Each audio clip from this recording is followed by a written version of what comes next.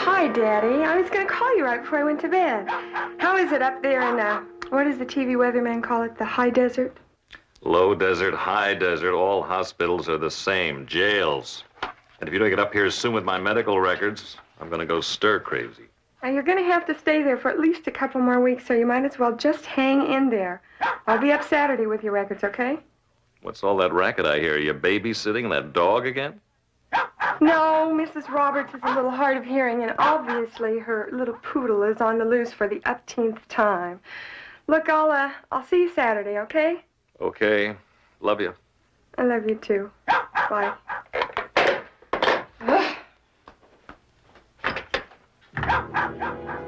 Coco? Coco? Coco, it's Amy. Come here. Come here, baby. Come here. Come here, baby. It's okay. It's Amy. Come here. Coco, are you here? Please don't do this to me. I'm not going to play with you anymore. It's too dark in here. Then let there be light. God, you again. Sure, it's me. Who else loves you enough to lead a dog's life? You! Hey, Amy, you are fantastic. Get away from me! Take it easy. Take it easy. I was just trying to get your attention. I didn't think you'd get this scared. You didn't think I'd... Then you're out of your mind and you ought to be locked up. Oh, Amy. Don't Amy me. What do I have to do to make you stay away from me, huh? What? Just get off your high horse and start going out with me. Hey, I'm not that much of an ogre. You're worse than that. And if you don't leave me alone, I'm going to go to the police again. You don't want to go through that embarrassment again, do you? They're just going to say what they said the first time. The police have no jurisdiction in the affairs of the heart. Then I'll do something myself. I'll do something terrible if you don't leave me alone. Like what? Kill me? You want to kill me? All right. Here. Here, come on. Cut me right along here. I'll prove to you how much I love you. Come on, if it makes you happy, right along here. Come on. Come on. Do it. Parting is such sweet sorrow. But I'll see you in the bank tomorrow.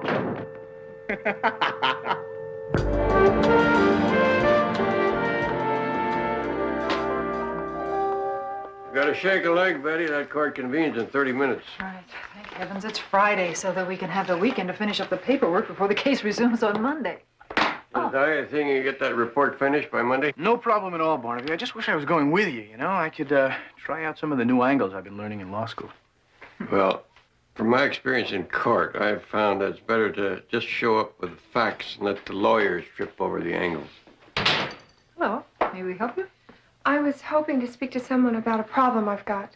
And your name is? Amy Vickers. Well, Miss Vickers, we're doing court in 30 minutes. I'm sorry, but what was the nature of the problem? There's a man who's been hounding me, won't let me alone. You've been to the police? They say there's nothing they can do to help me until he actually breaks the law and I can prove it. Well, I'm sorry that we're in such a hurry. Why don't you talk to my associate, Jedediah Jones? He has a peculiar way of coming up with helpful angles. Would you like to sit down? Okay. What's it all about? His name's Mitchell Grady II. You know the Grady Construction Company? That's his financial statement and his life history. Where did you get this? He gave them to me the first day I met him at the bank where I'm a teller. And you mean he just gave you his financial statement? Yes, he was waiting for me after work one day. And he said he wanted to know all about me, and he wanted me to know all about him. Well, what did you say to that? Well, we had a cup of coffee, and I realized that was a mistake. So I tried to discourage him, but he just laughed and said that he had made up his mind to share my life. And he has ever since. Are you sure you want him to stop? Sorry I bothered you. Wait a minute. Hold it. Look. Miss Vickers. There is very little I know about you, except that you're a pretty lady with nice eyes. I mean, I have to know exactly where you're coming from before I'm going to help you. You understand? Yeah, I guess I don't blame you for that. Sometimes I don't even think it's happening to myself. But my phone rings every morning to remind me that it is. And I go to the window and look out, and he's across the street calling me from a phone in his car. And I just want to crawl back in bed and stay there. Because I know wherever I go, he's going to be there, watching and listening and talking to me and almost touching me. Okay, I get the picture. Does he send you letters? He used to, and gifts too. But I sent him back all unopened, so he finally stopped. Oh, that's too bad, because it's a very strong foundation for a civil suit. I can't wait for a lawsuit. Well, you may have to. But in the meantime, I think we can try a more direct approach. Come on.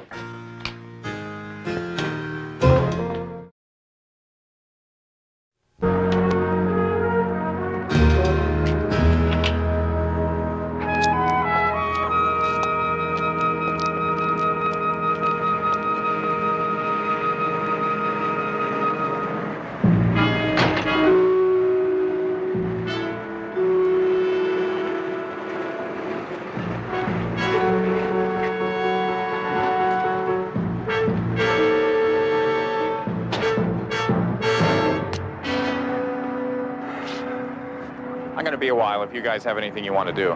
No, it's okay, Mitch. We'll keep on tap.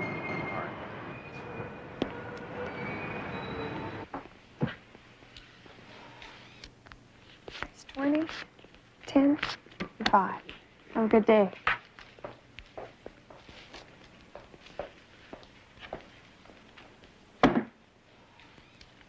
Afraid I was unable to prepare my deposit, Miss Vickers. As you know, I was out rather late last night.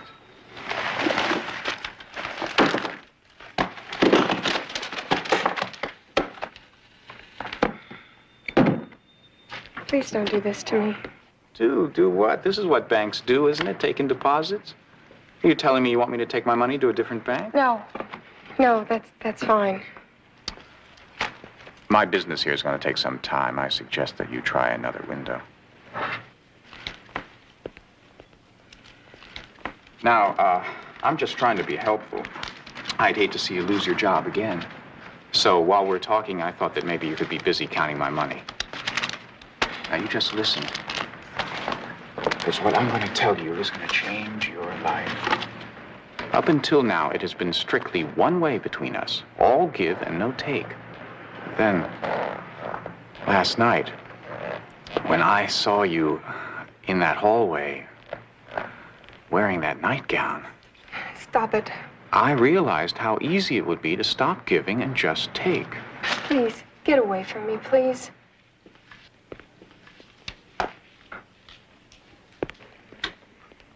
Everything all right, Mr. Grady? Oh, yeah, I was just apologizing to Miss Vickers for not having my deposit tallied. Nonsense. There's nothing the bank likes more than counting its customers' money.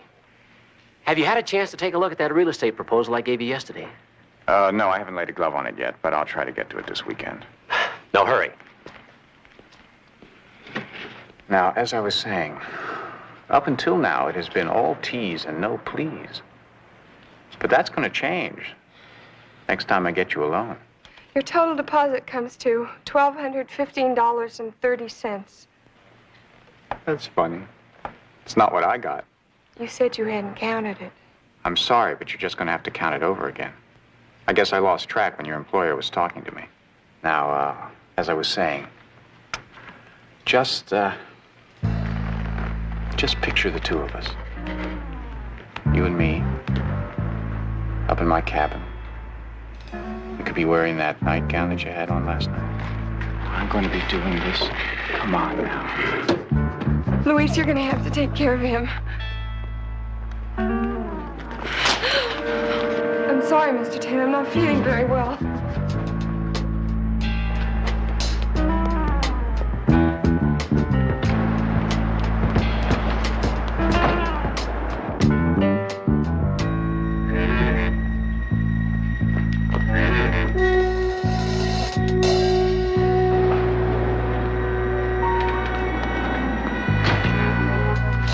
Look, I'm in a hurry. You just mail me the receipt, okay?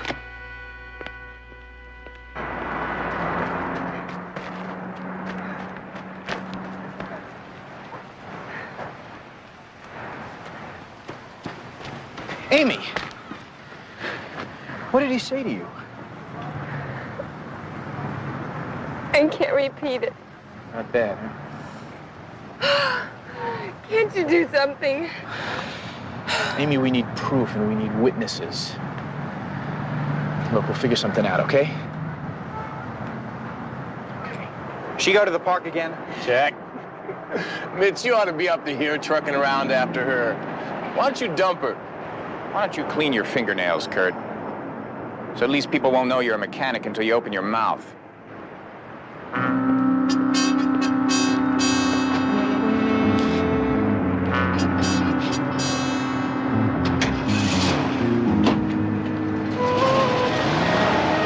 You better start making some points with Mitch. You're gonna be back greasing bulldozers at Grady Construction. Yeah, well, at least I can earn a buck if I have to. You never done anything but wash out of school and leech off Mitch. My friend wouldn't have it any other way. Mm-hmm.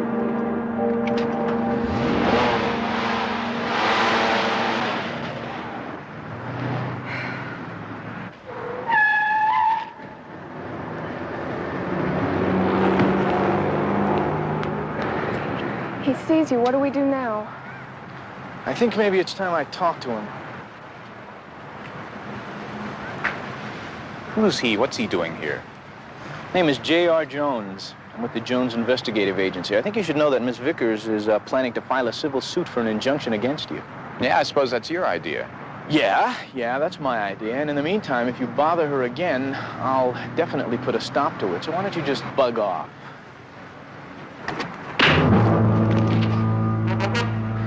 Now stay away from Miss Vickers, Grady. Before there's real trouble. Come on.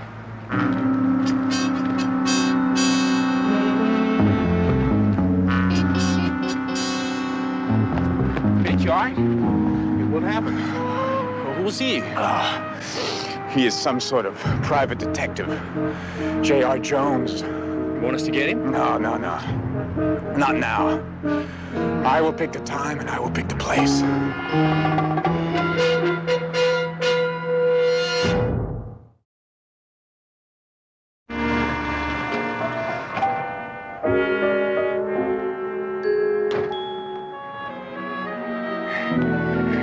You know, Barnaby keeps telling me there's more to do on a Saturday than sleep till noon. I think he's right. Yeah, is he going to understand about yesterday? Spending all day as a bodyguard? Well, he ought to. He's seen the body. Look, I don't want you to waste your whole Saturday running family errands with little old me. Objection overruled. I'm going to be perfectly all right. I will lock the car and roll up the windows, and I'll be home before dark. Motion denied. On what grounds? I don't have any plans today. I have nothing to do except a report I can finish for Barnaby tomorrow morning. I like being with you, you know. Nice try. Now, what's the real reason? All right. There's this restaurant, you know, this terrific little restaurant on the way to Santa Carlita, and Barnaby and I always hit it on the way up there, and I'm starving. Come on, what do you say? Okay. All right? Thanks. I can't tell you how nice it is to walk out here and not see Grady waiting to follow me. Yeah, well, don't thank me yet. I mean, I know it's good news he didn't show up last night or this morning, but I think it's too soon to write him off, you know. Hey! Amy, where are you going? The barbecue's about to start. You don't have to bring anything, just your foxy friend. Oh, sorry, Linda, but JR's driving me up to take some medical records to my dad. But you still have to eat lunch. Well, listen, how about a rain check? Because we just have enough time to stop and eat on the way, okay? Sounds cozy. Well, say hi to your dad for me. Sure. See ya. Bye.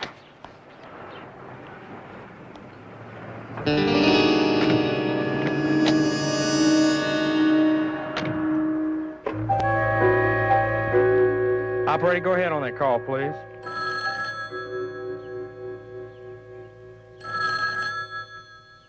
Grady residence. Yeah? What's he look like? It's that private eye you tangled with yesterday. Looks like they're heading for the freeway. Follow him, Felix. We're going to be heading out to join you. Check. We'll phone you for directions as soon as we get out on the road.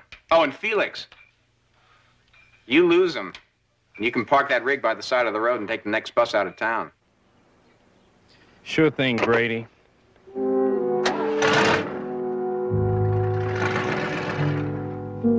Come on, Mr. America, let's get in gear.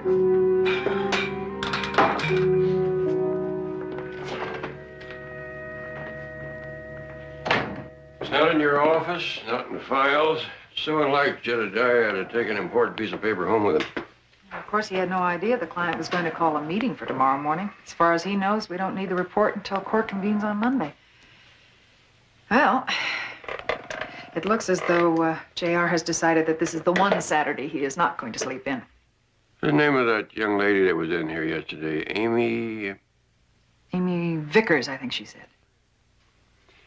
There's one sure way of getting Jedediah out of bed early on a weekend. It's a beautiful young damsel in distress. Right you are. I'll see if information has her listed.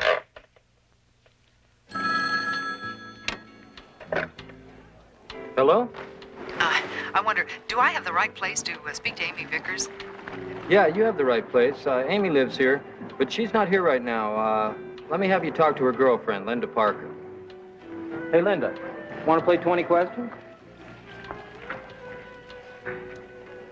Hi. Hello, this is Betty Jones of the Jones Investigative Agency. We're looking for an Amy Vickers. She's on her way to Santa Carlita. Was she with an attractive, dark-haired young man named J.R.? Yeah, that fits. I think I'm in love with him. Do you have any idea where they're going once they're in Santa Carlita? Sure. Amy's taking some medical records to her dad. He's in the hospital there, Midland, I think. His name's George. Any idea of when they left? 11-ish. I was just about to start the barbecue, but they had plans to eat someplace on the way.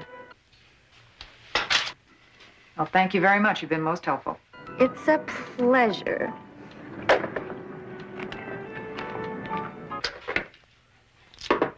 An hour and a half to drive to Santa Carlita, head on another hour for lunch.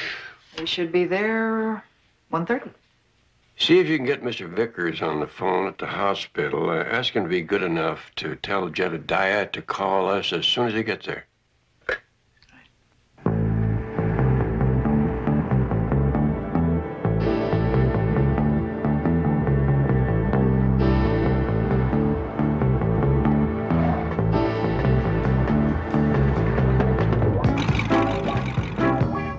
They've been in here almost an hour.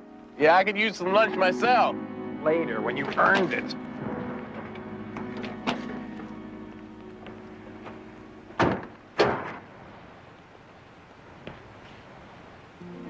Huh? Did I tell you? Oh. Yes, well, I'm not a real big fan of peach cobbler, but theirs was great. You know, you're a terrific lunch date. How about dinner? Sure, when? Tonight. Never thought you'd ask.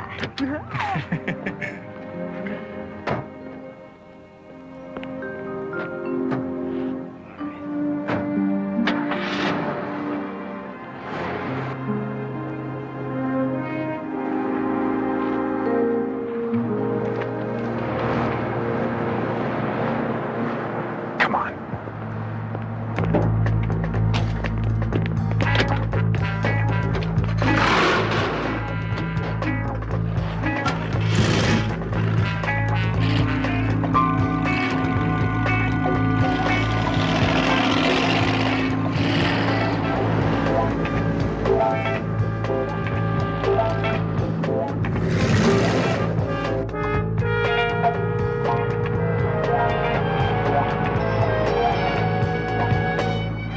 How did you get interested in interior decorating?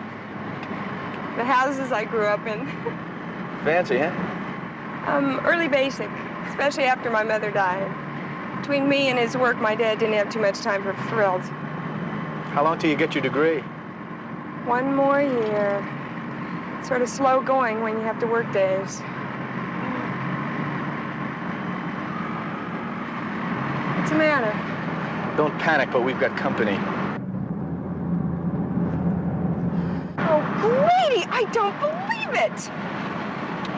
I'm gonna try and lose him. Oh, it's not gonna do any good. He's a car freak. Those things have high-powered engines. Yeah, well, it's worth a try.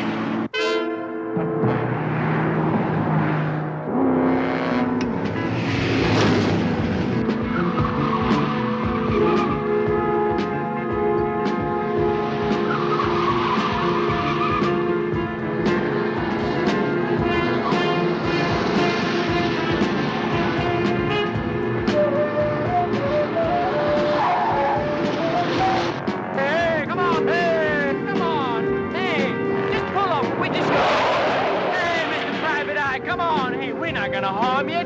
Come on, we just want to talk to you. Come on. Hold on.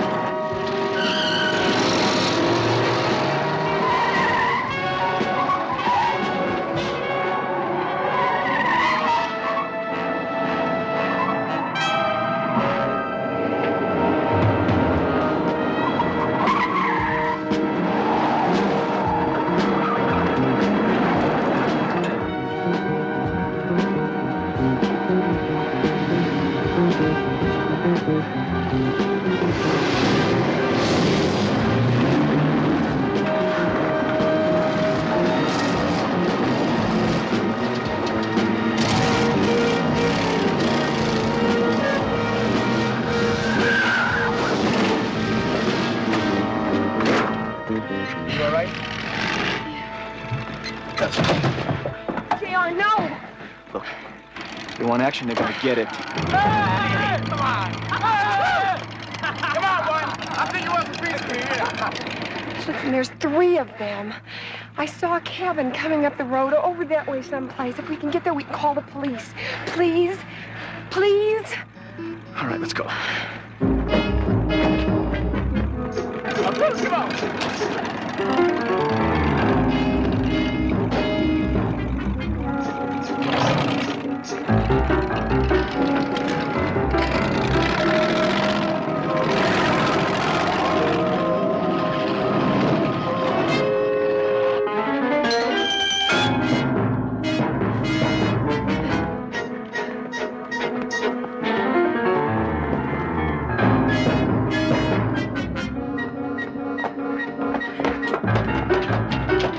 Anybody home?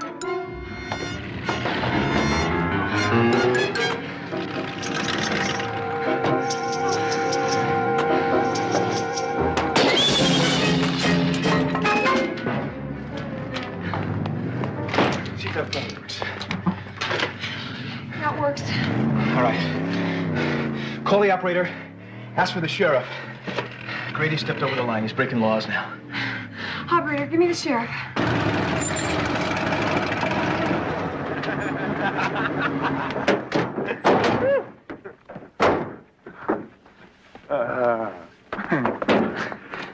Looks like we really shook him up, huh? Yeah. Hey, can we get some lunch now? No. Go and cut those telephone lines before they call the police. Oh, hey, that's right. Yeah. Hello? Hello? What happened? Deputy answered and cut me off.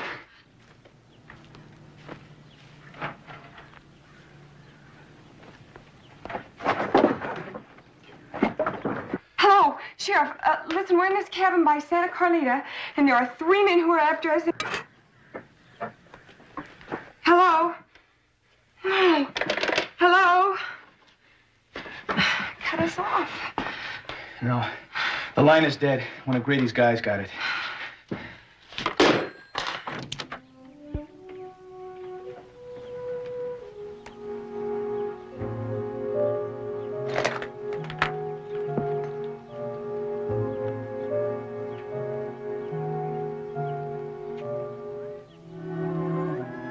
Grady! You've had your fun! Now let's talk before somebody gets hurt!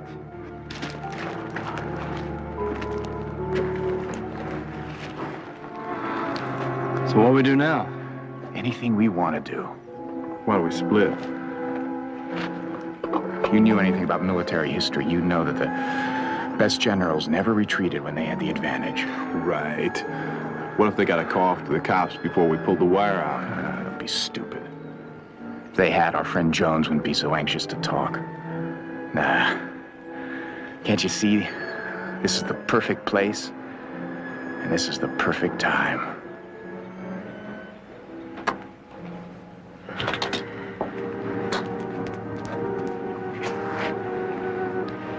I'm scared, JR. Take it easy. What can happen on a quiet Saturday afternoon, huh?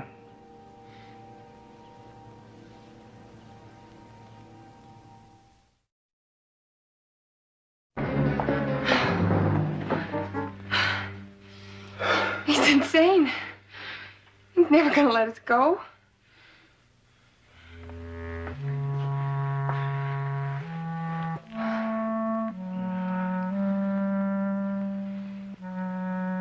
I'm sorry, Mr. Vickers, but we haven't heard from him. Matter of fact, I was hoping this call might be from Jedediah.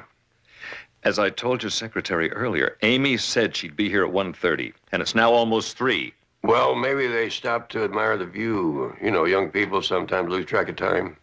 Not Amy. She's very punctual, and she knows that my doctor is here waiting for the records that she's bringing. I see. The hospital called the local sheriff's office, and there was a bad accident on the highway about 12:30, but it turned out to be a truck and a motorhome. Mr. Jones, I don't know what to do next. Well, I think you've done all you can do from a hospital bed. I'll take over from here, and we'll contact you just as soon as we locate Amy. Oh, one other thing. Mr. Vickers, I want you to know that Amy could not be out with a more responsible young man than Jedediah. They could have had car trouble. Long stretches of road up there with no telephone. What about houses? It's cabin country, weekend, fishing, but not this time of year. Are you driving up there? Yes, I thought I might. There's a restaurant between here and there, the Oak Tree Inn. Set a dish of their peach cobbler in front of Jedediah, and he's in hog heaven. You're worried, aren't you? No, I just like to have that paper before the meeting tomorrow. Call you later.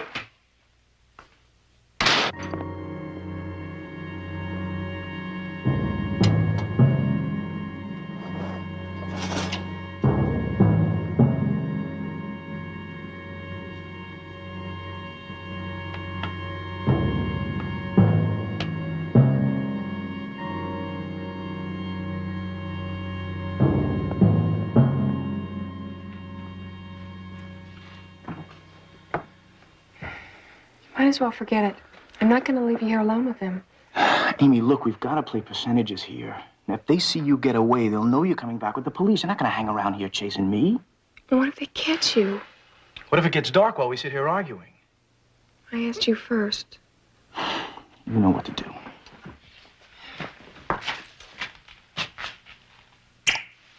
You be careful, okay?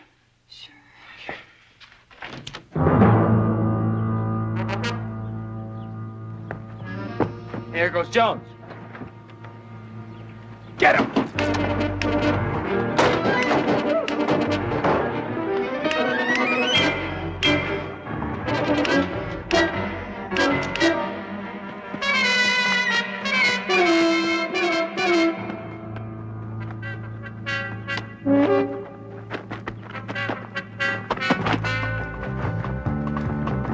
Hey, man, hold it. It's a trick. He should be heading back to the car. She's trying to lift. Come on.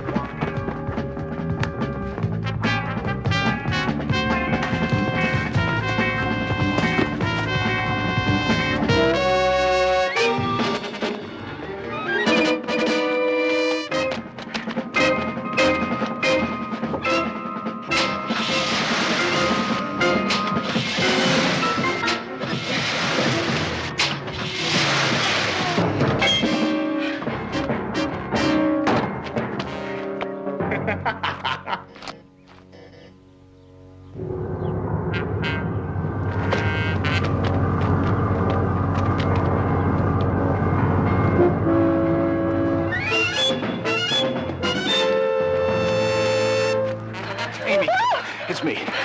It didn't work. I'm sorry. Doesn't matter. Car wouldn't start anyway. We better get back to the cabin. All right, come on.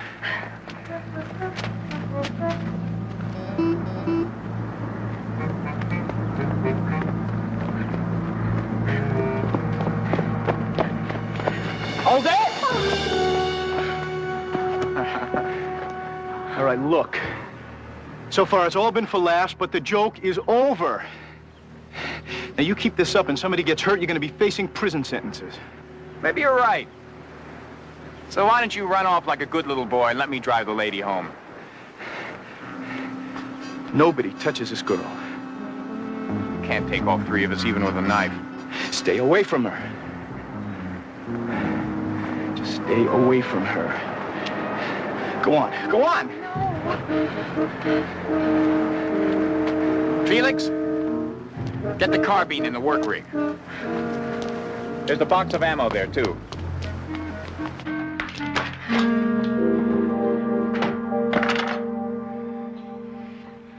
Don't mess around with the gun, Mitch. What do you mean? He pulled a knife on me. Besides, he's holding a lady against her will. Come on. I think he's just trying to scare us. I think he's succeeding. Well, I don't want any part of this. I'm cutting out. You want to walk? You gonna walk? Well, before you leave, I want you to leave me my clothes and my shoes and everything else that's mine. You're bought and paid for, Kurt. Okay, okay.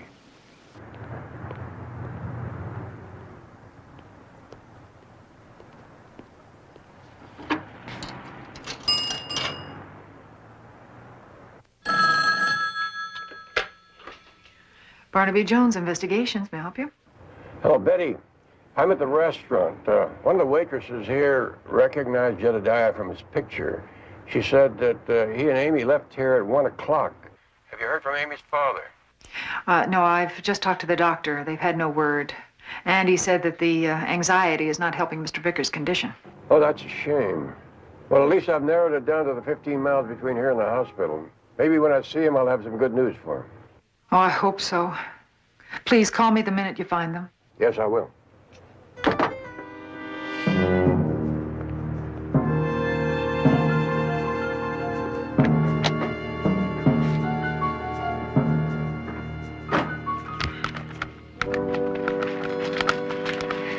It's off season up here, so if anybody sees smoke, they'll report it to the authorities and they'll send somebody over to check it out. What's the water for? All right, what's this? Abracadabra. You a magician or a firebug? Would you believe a Boy Scout?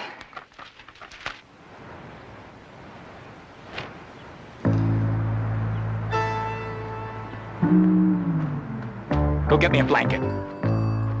Go get me a blanket! Hey, put the...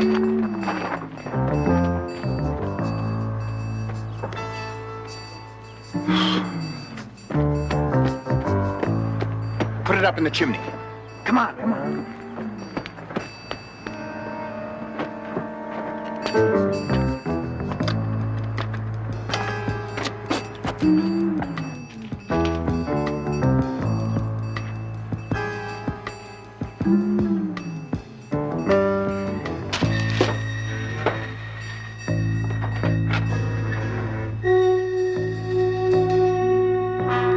They stuffed something in the fireplace. Open that window over there.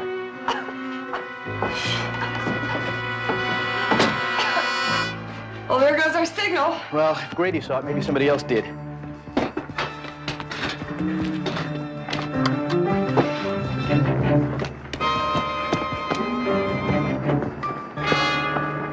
Good work. Mitch? How long are we just gonna hang around here? I thought we was going to the club tonight. Yeah, it's getting late. Yeah, that's right. That's right, it is the cocktail hour. Why don't we mix one up for him? You get me some gasoline and you get me a bottle. You mean you're gonna burn him out? Hey, no way, Mitch. What if you burn somebody up in there? You know, Private Eye was right. You're gonna kill somebody, and I'm not gonna be around when you do it. Look, nobody leaves until I say so. And don't point this at me, all right? He shot him. No. He's breathing, but he's bleeding bad. We gotta get him to a hospital, Mitch, fast. Yeah? How do you propose we explain this to the police? This and everything else that happened here today.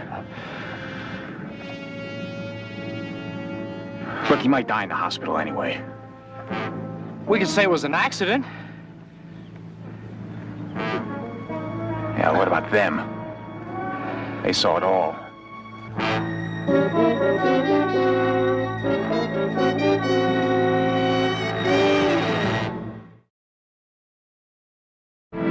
Yeah, I took the call from her father. Amy Vickers and J.R. Jones driving a beige two-door. I'm sorry, Mr. Jones. Nothing else come in on him. They just disappeared. Someplace between the Oak Tree Inn and the hospital, which suggests that whatever happened to him wasn't accidental. I'd sure like to help you look for him, but I can't leave the station unmanned. We had an all units call about 12:30. Big Diesel took out an RV. I've been here alone ever since.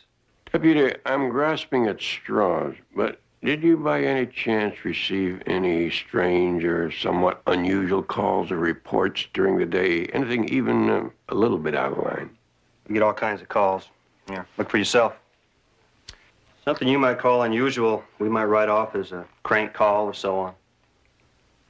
Woman sounded excited. Hung up. What was that about? Oh, yeah. I had to put her on hold for a couple minutes, and when I got back to her, she said something about being in a cabin near Santa Carlita, and then something else about 3 men. Then she just hung up suddenly. Just hung up, huh? Here's something else in the Santa Carlita area. Deputy Bailey radioed Forest Service seeing smoke in the Santa Carlita Pass area. That's right. Jay Crawford, he's the ranger up in the tower, said he kept his glasses trained on the suspect area for about 20 minutes and drew a blank. False alarm. I'd still like to talk to him. I'm afraid you can't get him for about an hour now. He's out of the tower every day about this time, checking a new stand of seedlings. What was the deputy's name who reported the smoke? Joe Bailey. Off duty at 3. I sure would appreciate you helping me run him down.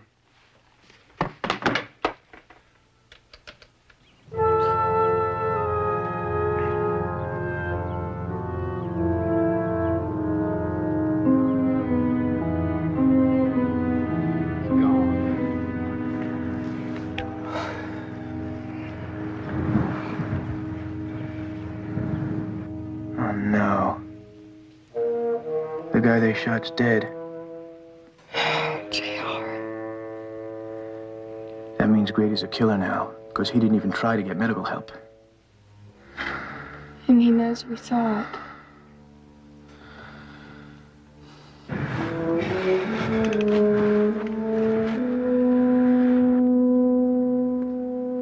Hey, Mitch, we gotta get out of here. We gotta get far away, another country. You think I'm gonna spend the rest of my life on the run when I don't have to? All we have to do is take care of them and we're clean. Now go and get that cocktail.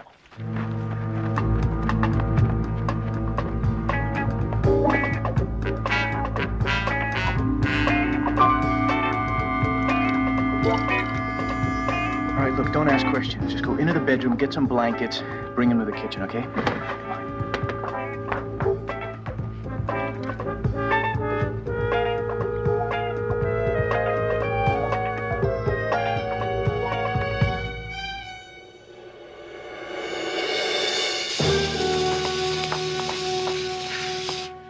Now, can I ask? Yeah, Grady is planning a little party for us, and we're gonna put a wet blanket on it.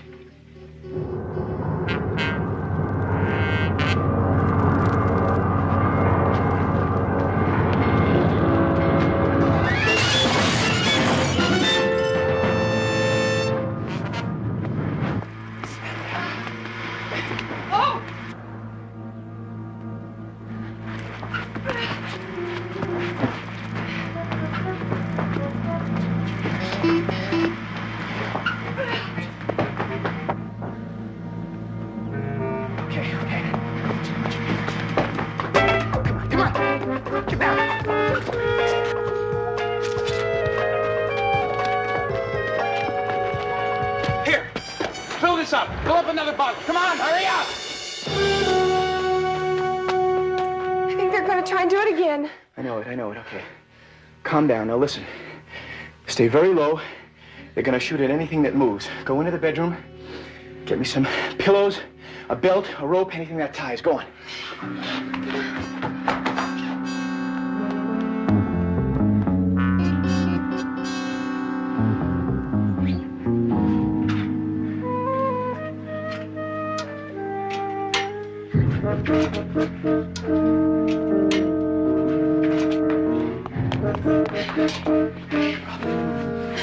Okay, start putting that together.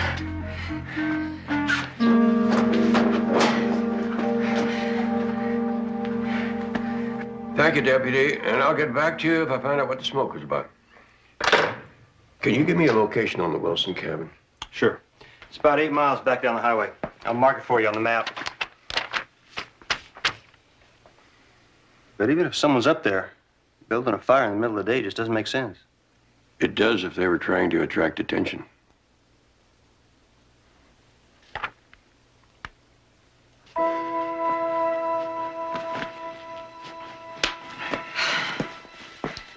I'm finished. You think it'll work? Well, it did for Sherlock Holmes in The Adventure of the Empty House. Will you be serious? I am serious. There's no guarantee, but there's one way to find out.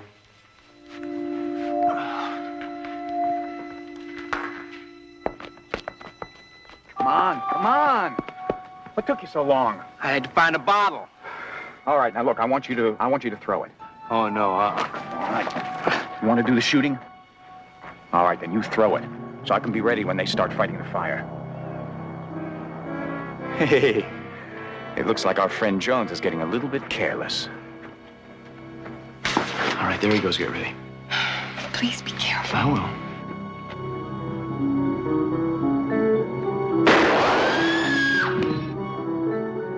I got him! I got him! I got him! I got him! Now it's only the girl. Come on! Ready? Drop it, or I'll put this right through you. Don't try it, Grady. You'll never make it.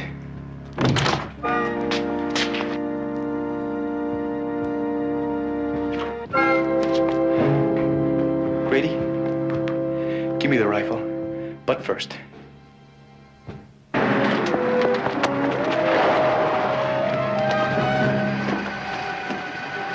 Hold it right there.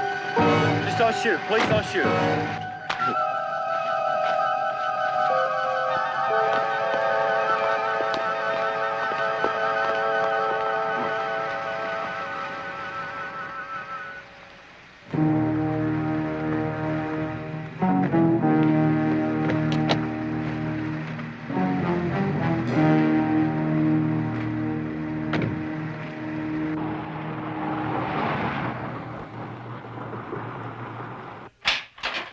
To tell you the truth, I hope I can find it. I'm starving.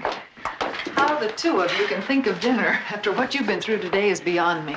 I can't, Betty, but I don't want to be alone tonight. You ever think of retracing your steps?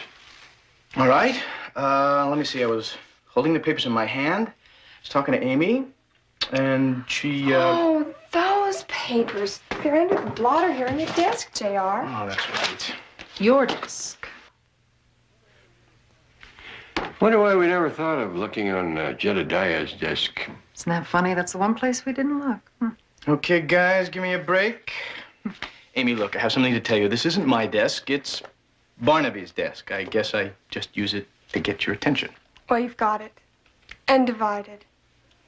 As a matter of fact, if you don't want me around anymore, you're going to need a court injunction.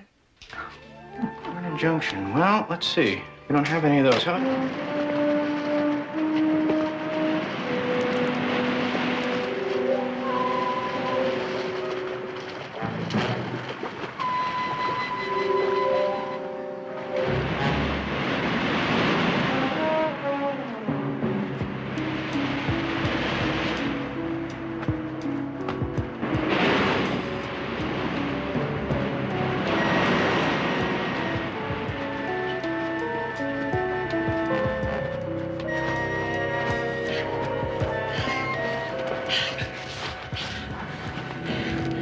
Looks dead, doesn't it? Oh, yeah. No question about it. And we better call somebody. The police. I'll do it for you. Okay.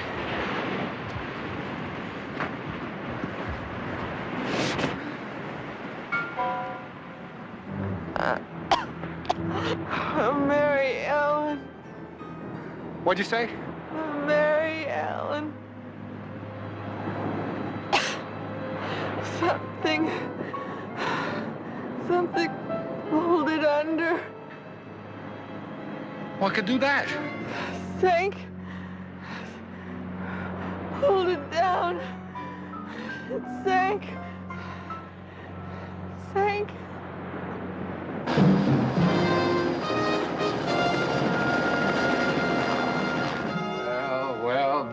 Jones. Still in the detective business, huh? I'd have thought by now you'd have gone straight. Did anybody ever tell you that taking money from the federal government under false pretenses is a felony? Hey, well, just don't say that too loud. So far, I've got him fooled. Good to see you, Glenn. I don't think that you ever met my daughter-in-law, Betty Jones. It's a pleasure.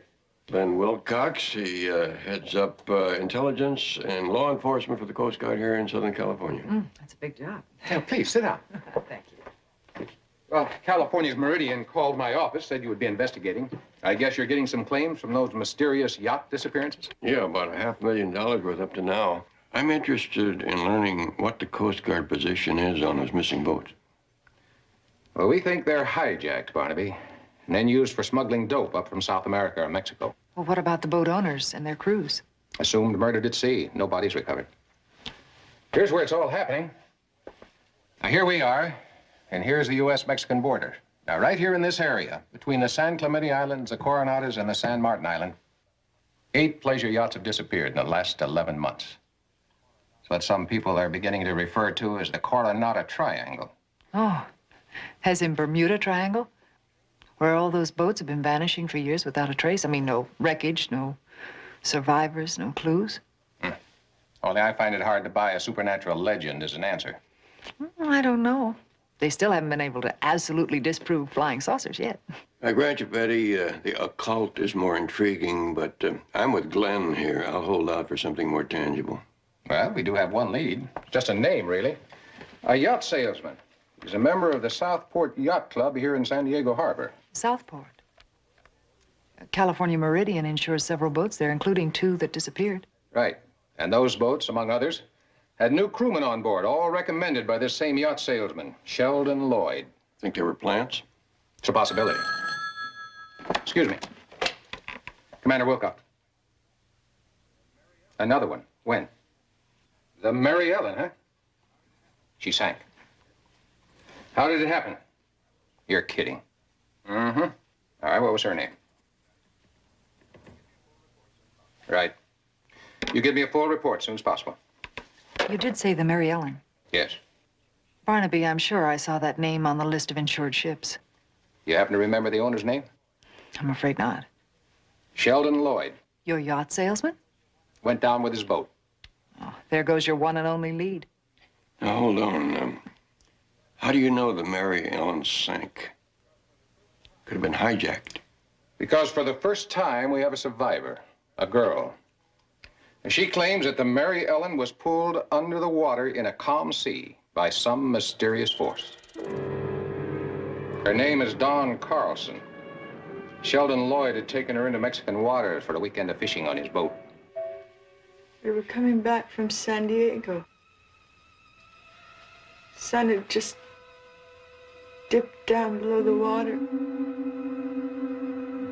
But it was still light, you know? You could see.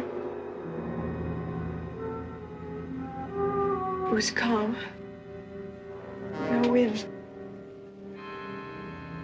And then suddenly, out of nowhere, we were in the middle of a violent upheaval. It just... Take your time, Miss Carlson. They said you were wearing a life jacket. Did Lloyd put one on, too? I don't know. He helped me into one. And then the whirling knocked me against the rail and over the side. Sheldon was calling for help on the radio. I never saw him again. But you managed to swim away from the boat. I just swam with all my might.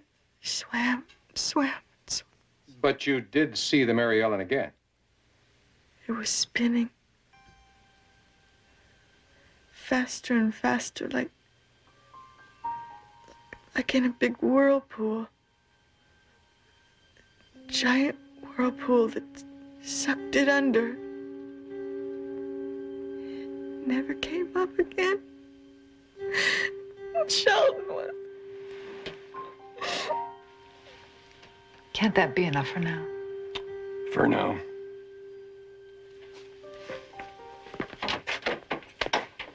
Probably drifted with a current all night and then washed ashore at daybreak. Doesn't the Coast Guard record all distress calls? Yes. We have Lloyd's Mayday. And there's another tape I know you'd want to hear. One of your insured boats, the Argonaut, managed to get part of a message through. Poor girl. I feel sorry for her. I can't get over what she said. Talk about your Bermuda Triangle. Her story doesn't exactly support your theory of hijacking, does it, Commander? Not in this case, anyway. What about you, Barnaby? Are you still holding out for hard reality? The whirlpool is real enough. I see one every time I pull a plug in my bathtub, but what puzzles me is, how do you pull a plug in the ocean? Reality, Mr. Jones? There is so much that man, in his infinite wisdom, does not even suspect of reality. Well, I wouldn't question that, Dr. Bishop. Now, for instance, who knows what might happen if an electromagnetic wave decided to propagate a disturbance in the spectrum, resulting in an electromagnetic vortex? And maybe it could even trigger a physical whirlpool in the water. It's still all science fiction to me, Doctor. So was the trip to the moon, until we did it. You have a point. But on a more practical level, the bathtub drain analogy really could apply here. Now, for example, if the sea were to break through a natural cavern in the floor of the ocean and create just such a whirlpool. Oh, no, please. Please stay down. I hope you haven't ordered yet because I am starved. I'm waiting for you. This is my daughter-in-law, Betty Jones. Dr. Bishop. How do you do, Mr. Jones? Dr. Bishop is the oceanography professor at the university. He very kindly agreed to have lunch with us. Is Brock talkative? Yes, and very friendly. But even so, Barnaby, I must say this is a lot more fun than staying in that office answering phones and typing up reports. Oh, it looks like you could lose a secretary. Yep. Once you let a butterfly try her wings, it's very hard to get her back into the cocoon. I learned that Lloyd lived on the boat full-time, alone. Brock said that he only saw Mrs. Lloyd a few times. And he claims to know nothing of the crewmen that Lloyd recommended. What about Don Carlson? A recent addition to a rather extensive stable. Tell me, Dr. Bishop, the story about the Mary Ellen, is it really possible? I'll stake my reputation on it. And finally, someone has actually seen it happen and lived to tell about it. I'm fascinated by the possibilities. I'd give anything to talk to that girl.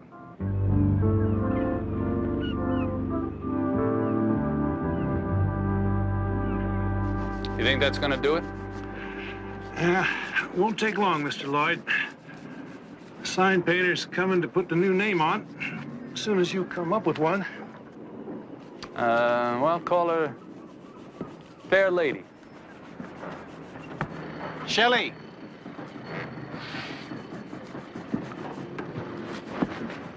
I still don't like it. It's a nice name. It's romantic. You know what I mean? Jose, what do you want me to do? Just sit around up there and wait till the Coast Guard nailed me? I'm talking about the way you did it. Oh, haven't you been watching the news? They're eating it up, man. I'm telling you, the occult is going over very big in the United States. Look at it this way. It's a perfect cover for your hijacking operations. For how long, Shelley? You're a dead man. You're still walking around where somebody might recognize you. No one knows me here in Mexico. And there's a girl up there someplace. She can blow the whole thing. Ah, but she doesn't know the whole thing. All she knows is that I slipped her into the water just before sunup so she could drift ashore and convince the world that I am dead. And she can be trusted. How do you know for sure? Very simple.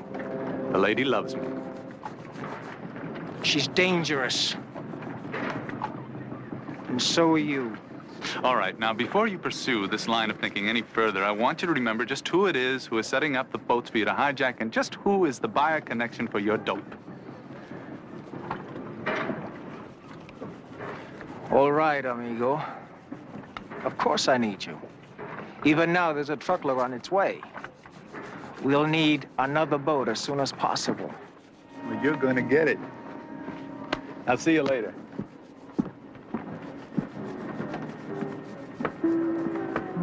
Dixon. Right. Follow him. Let him lead you to the girl. And then get rid of both of them. Kill our connection? Don't worry about it, Dixon. I already have a replacement in mind.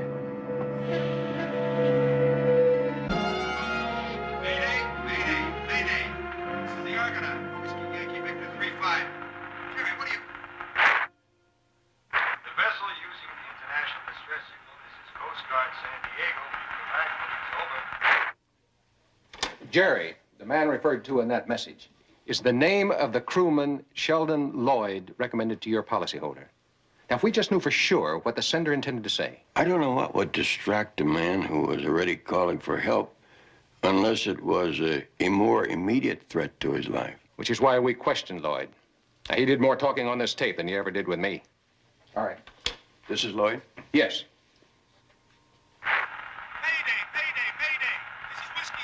Yankee 4847, the Mary Ellen. Whiskey Zulu Yankee 4847, the Mary Ellen. Mayday, the Mary Ellen. 233 degrees magnetic, 10 miles off Point Loma. Hit by violent sea action. Have no control. The water is whirling, actually whirling. Have no control. Have no... All right. Thank you. And that's it, Barnaby. Just those two tapes, nothing from the other boats. Well, from what I could hear, it certainly confirms Don's story. But nothing else does. A Coast Guard cutter and helicopter were dispatched to the Mary Ellen position. Absolutely nothing, not even a ripple. Were you able to find Lloyd's wife? No, she's in Chicago visiting family. Oh, but I did find out that it was her money that bought the Mary Ellen. That's her name, Mary Ellen. Yacht brokering not profitable. Well, that was a new venture for Lloyd. Up to that point, he had been working for his father-in-law's vending machine firm until the old man fired him. Estranged, an eye for the girls, needs money. Oh, and Dawn, I really didn't find out too much about her except that she moved here from Iowa several months ago. So I put in some calls to the Midwest. It seems she had a long-standing interest in some little theater groups back in Des Moines, and she had done several television commercials.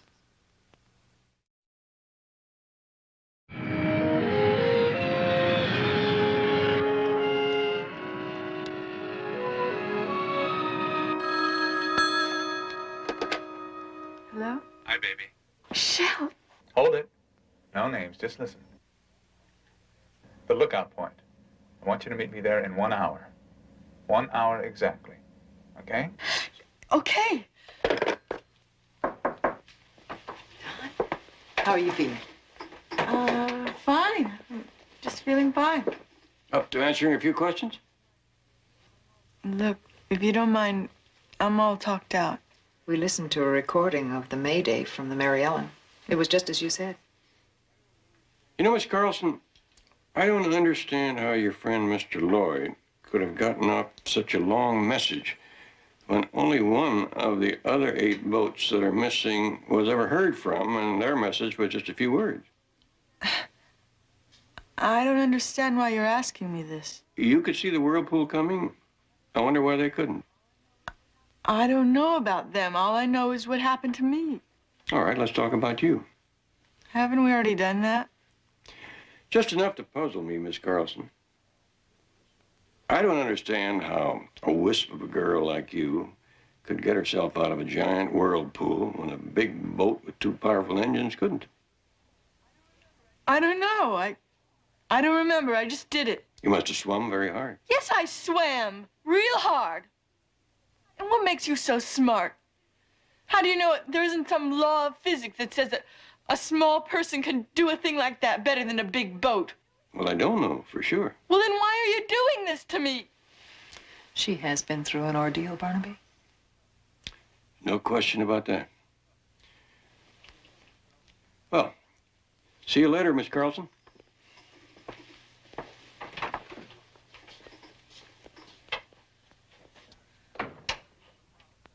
Gary, what is the problem? I'm telling you, you have to set up another boat for Jose. I can't do it. I'm supposed to be dead. Now, you telling me you can't manage that? I can manage it, Shelley. All I'm saying is that Dawn's giant whirlpool story's working so well, hardly any boat will even go out past the jetty anymore. And even if they do, they won't go out alone. Then you find someone who doesn't believe in ghosts. I'll do it, Shelley. I'll do it. Don't worry about me. Worry about your wife. Mary?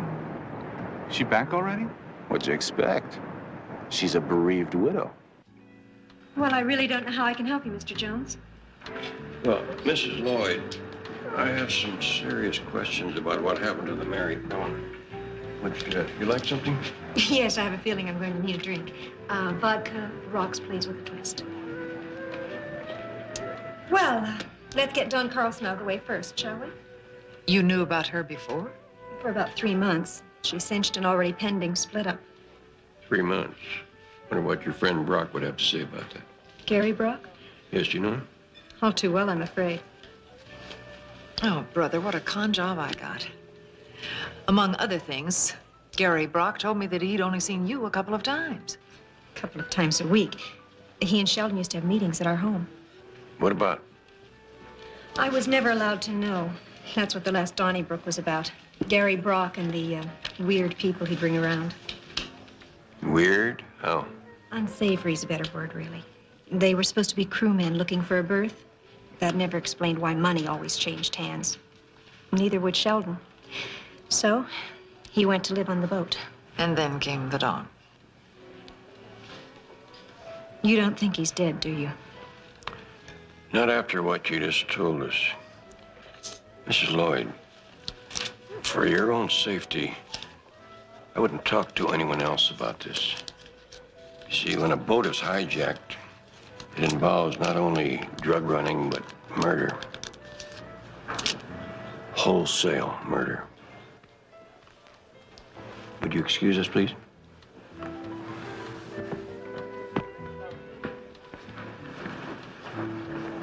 Barnaby, you think she's going to be all right? Yeah, she's tough. She's Cappy McGuire's daughter. He was a former big-time Chicago hoodlum who ran a string of crooked slot machines into a legitimate vending business about 20 years ago. How are you going to prove your hijacking theory? Maybe with a decoy. But the boats aren't going out. I think I know one in Newport Beach that is.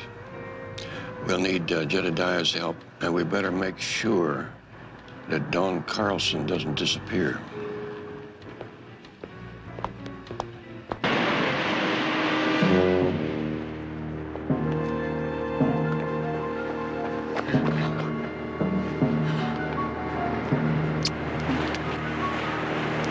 Oh, Shelley, I didn't think this moment would ever come.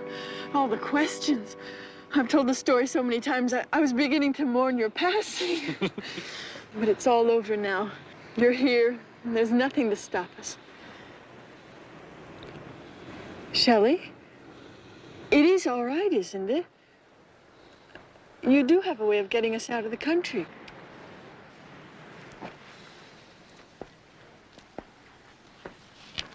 Not right this second, baby.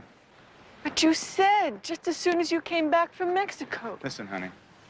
This has all made a lot more noise than I thought it would. I shouldn't even be here now. We're just gonna have to cool it until the questions stop. Until my wife and her father have accepted my death as a fact, especially her father. Okay, so we wait. Till Cappy McGuire dies of old age if we have to.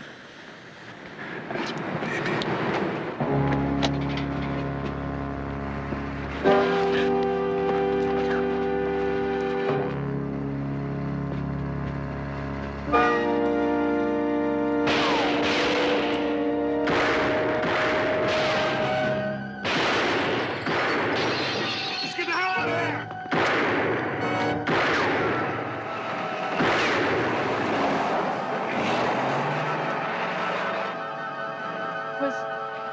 Was that him? Cappy McGuire? Cap? Sure, who else? Shelley, what can you do? I'll be all right. You can't go back to your apartment. Listen, there's a place you can go. It's the Bluebird Hotel on Hudson. You just wait for me to contact you, but you don't go near your apartment ever again. You understand me? All right, now come on, hurry.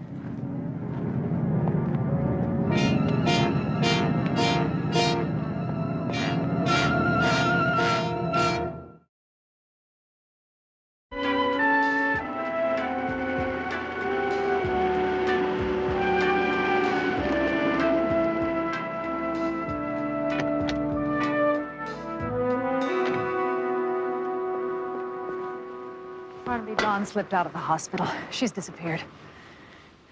You try her apartment? Yes, the manager let me in.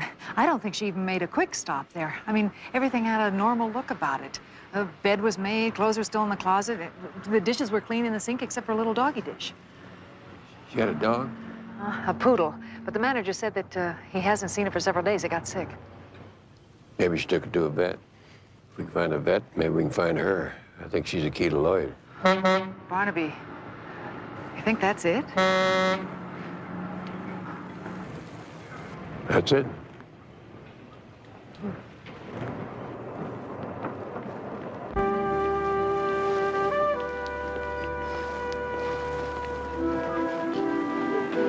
Do I believe what I see? Goodbye. That Jedediah does have a way of making the most out of an opportunity.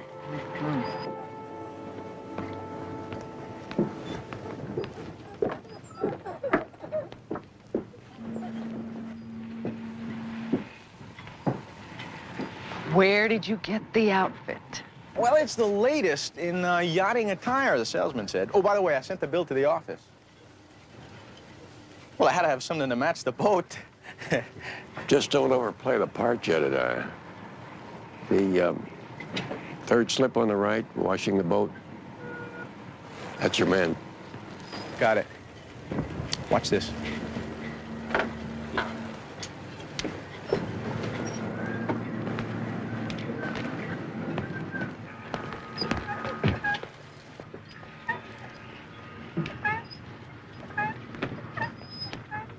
Hey, Mr. Romano, wait a minute.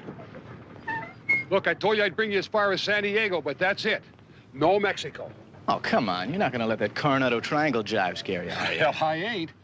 But the whole gang is waiting for me at Cabo San Lucas. I can't let my friends down. Well, I can. Well, if it's money, you know. You ain't got enough.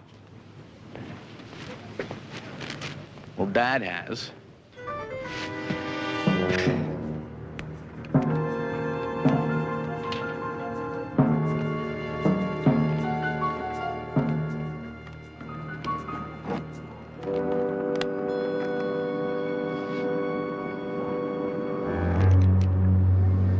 I can't think of one good reason not to pull this trigger right now.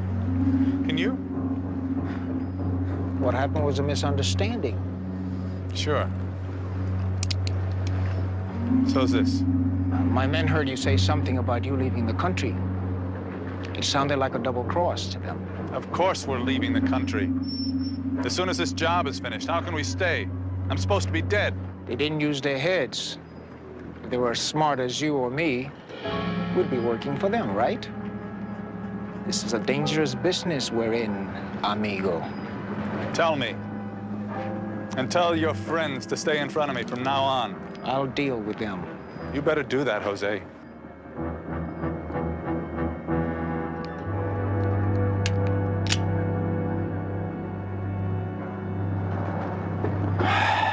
Now, how about another boat? Brock will get it. Soon, I hope.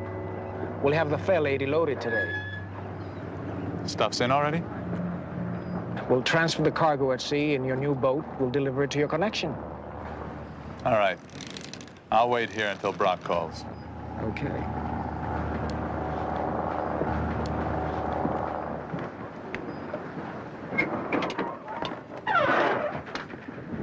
You want him, we'll dump him now. No. Not till we get the girl. We may still need him for that. Then we'll dump them both.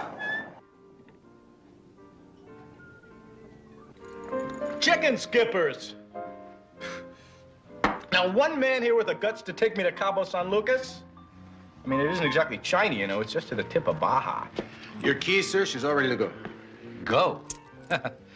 Going anyplace. Just having a party on board. Ah, superstition, that's all it is. You take my advice, you'll do the same thing and stay right here and have a big party. Look, the only party I'm interested in is already in progress, in Cabo San Lucas. Excuse me, Mr. Romano? I was wondering if I could talk to you about your boat. Something wrong? No, sir. I just wanted to know, what does the job pay? Hola. This is Brock. Let me talk to Lloyd. Lloyd's not in. I'm the one you want to talk to anyway.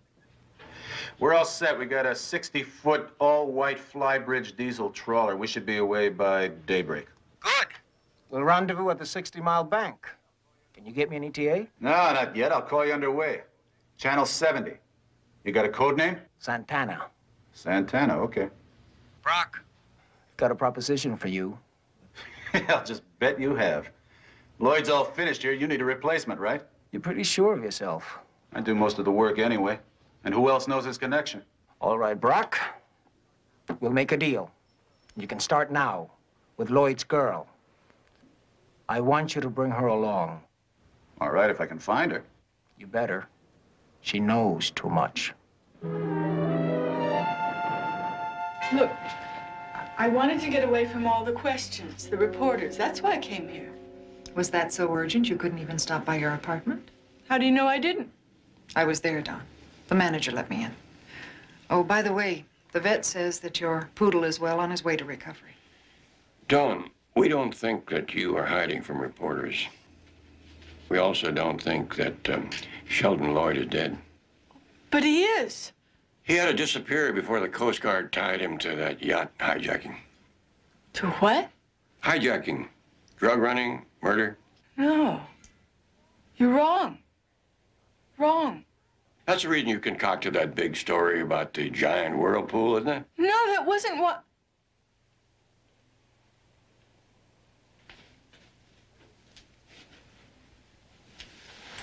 I didn't mean that. I think you did. You made the whole thing up, and it almost worked. No. That's where you're wrong. They didn't believe it. Either of them. Either of whom? His wife and her father, Cappy McGuire. That's why we did it. Cappy McGuire swore he'd have Shelley killed if he ever left Mary. It was Shelley's only escape. Don, somebody's been spoofing you. Cappy McGuire is a pussycat, and has been for most of your life. No. Shelley told me. Don, he lied to you. He didn't. Honey, can't you see it? He conned you about the whole thing. He wouldn't do that. He loves me. Don't you understand? When you love someone, you really love them. You don't lie to them. You just don't lie. Betty, don't you think we better touch base?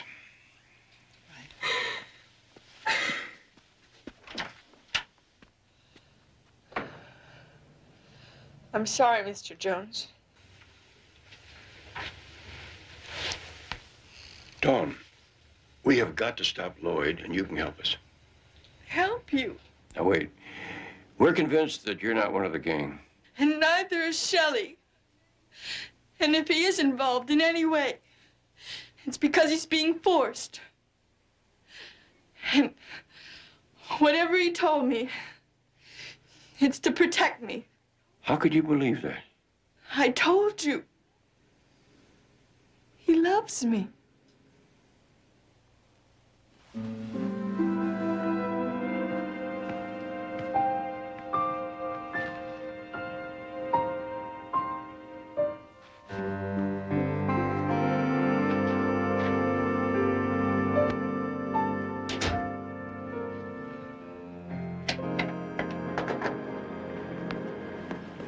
JR has a deal with Brock. I'll have to get back. What about Dawn? She's in love. You better stay here and keep an eye on her. Just drop me around the corner where she can't see us. I'll take a cab. All right. Please, can you take me to him? I have to warn him. Please? Okay. Okay, I'll meet you there.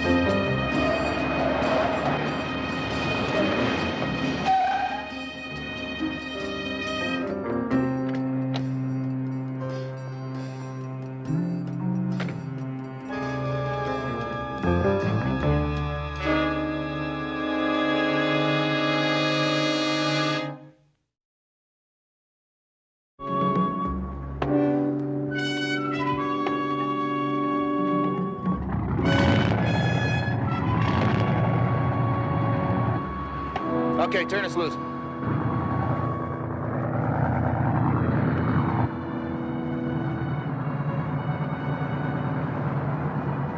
Hey, wait a minute, that guy just came aboard.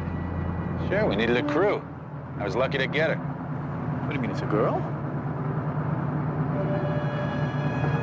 It's a girl.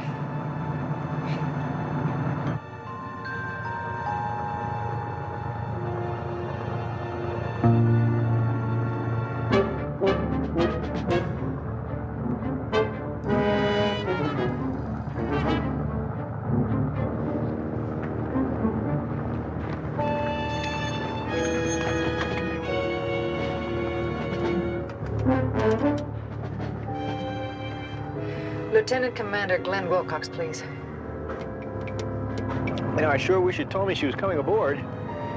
Well, you see, I figured that when we got down to the Cape, you'd have your friends to play with, and I'd be all alone. I see your point. Hi. Hi. Her name is Dee. Meet the boss, Mr. Romano. JR. Dee, care for a drink? No, thanks.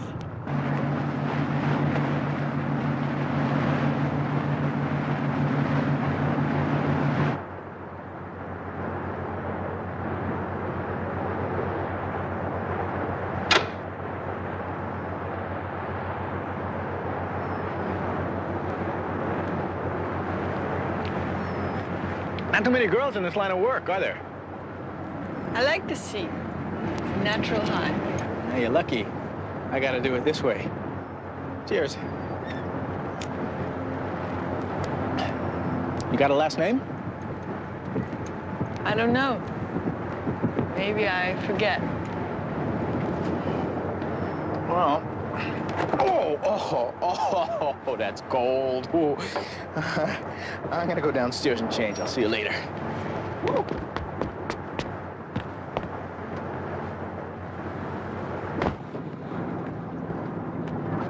Barnaby, we got a little complication up there. Yeah, I saw her. That's Dawn Carlson. The Whirlpool girl? What is she doing here? She just wants to go wherever Sheldon Lloyd is. Well, I guess that pretty much confirms that we're on the right track, huh? Yeah, too bad. She doesn't know what she's getting into. Nice girl, just got blinders on.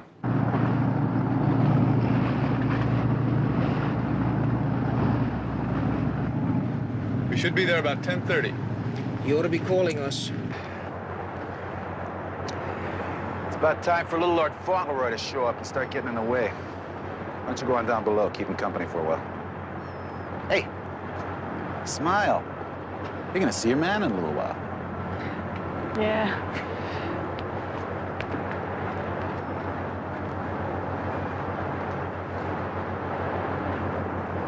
Santana. Santana, come in. Santana, over. Yeah, I got an ETA for you. 10:48, okay? 10:48. Everything cool? Like clockwork. JR? Yeah? Anything I can do for you? Dry your clothes? Wash your shirt? No, that's okay. Come on, it's my job. Ready or not, here I come. You know, Brock told me I'd appreciate you being on board, and he was absolutely right. There you go. This is all now, you sure? That's it. I'll be up in a minute, okay?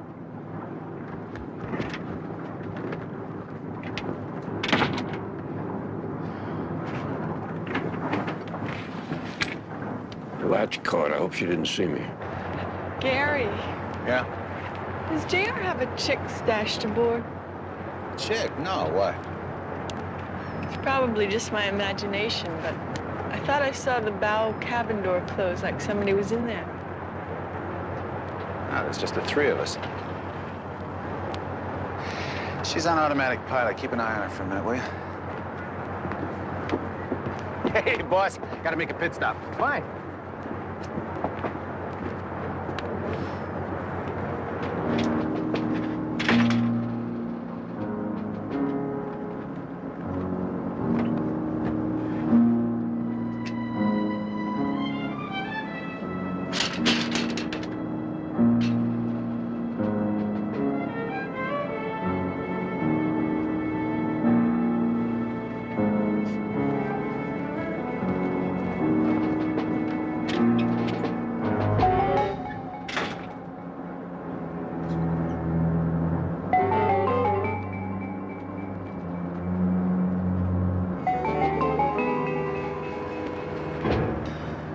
Okay. You know, I noticed that our course is over 220 degrees. That's more southwest than south, isn't it? Well, I like to get away from shore, deeper where the sea is smoother. Oh, that's too bad. I thought we'd put in an Ensenada for the night. That's too late, I guess.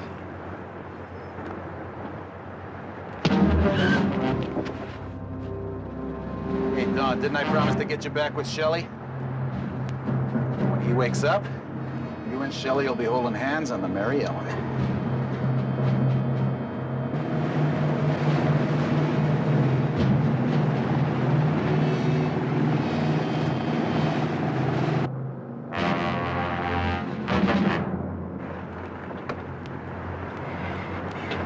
That's her, all right, the Mary Ellen. Won't be long now. Let me see.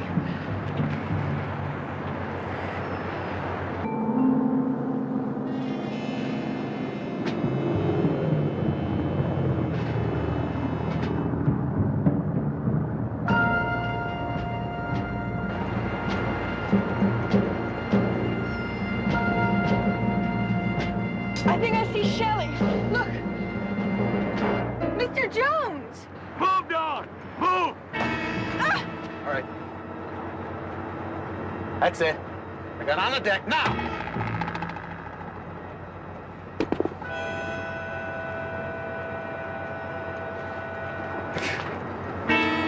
Who would have thought it? Little Lord Fauntleroy pulling a scam on me. Mr. Jones, I don't understand. It's still the way I told it to you, only now you're going to see it happen. No, Shelley's not a hijacker. Tell her, Brock. Tell her what's going to happen to some of the people on this boat. Gary, Shelley's not in it. Only up to his ears, sweetheart. Funny you didn't know about it. Oh, no. Isn't there something we can do, Commander Wilcox? Can't we at least let helicopters find them? Well, you've got them in the air already. But if the hijackers spot them, they'll just scatter. And unless we catch them in an overt act or carrying a cargo of drugs, we might as well forget the whole thing. You mean you can't move until Barnaby radios the location? That's right.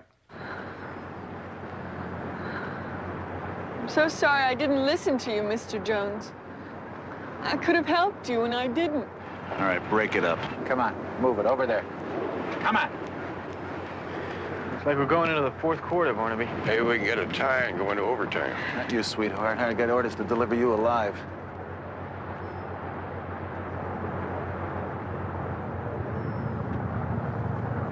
Back together.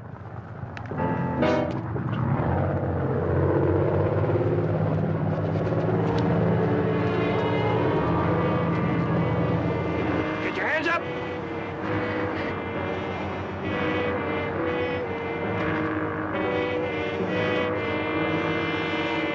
On the post. Calling Coast Guard, San Diego. Coast Guard, San Diego. Come in, please. Wilcox. Got it. Barnaby came through. Push the button.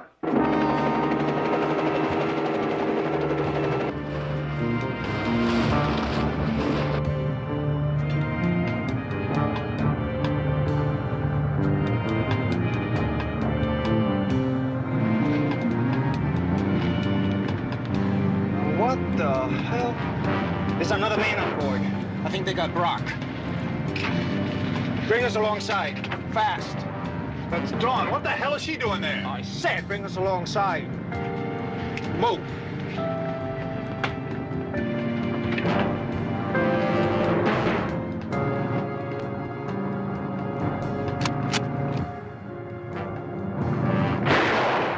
Don't shoot!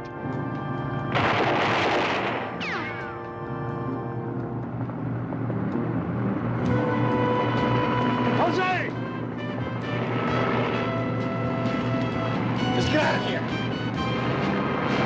Jose, another one!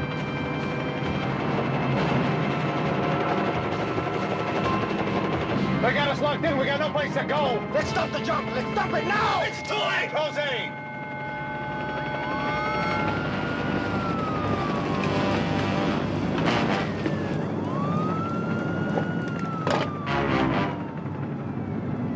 It's too late.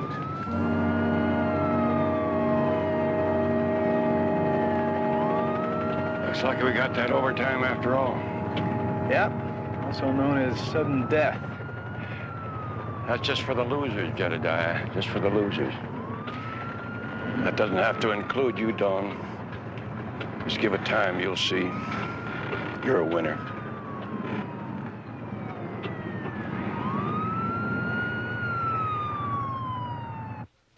Glenn, I'm sure you'll remember that Jedediah and I might well have become shark food if it hadn't been for Dawn. Oh, sure, Barnaby. I anticipate she'll just have to answer a few questions, and that'll be the end of it.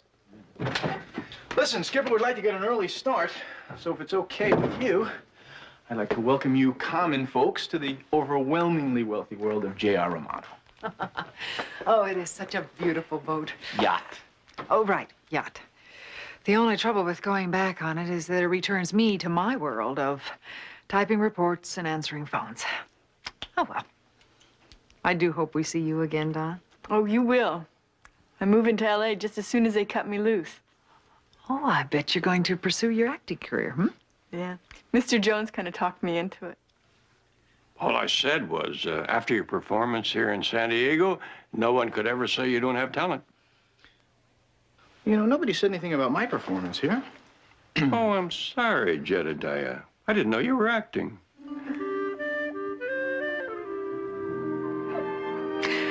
Shall we go?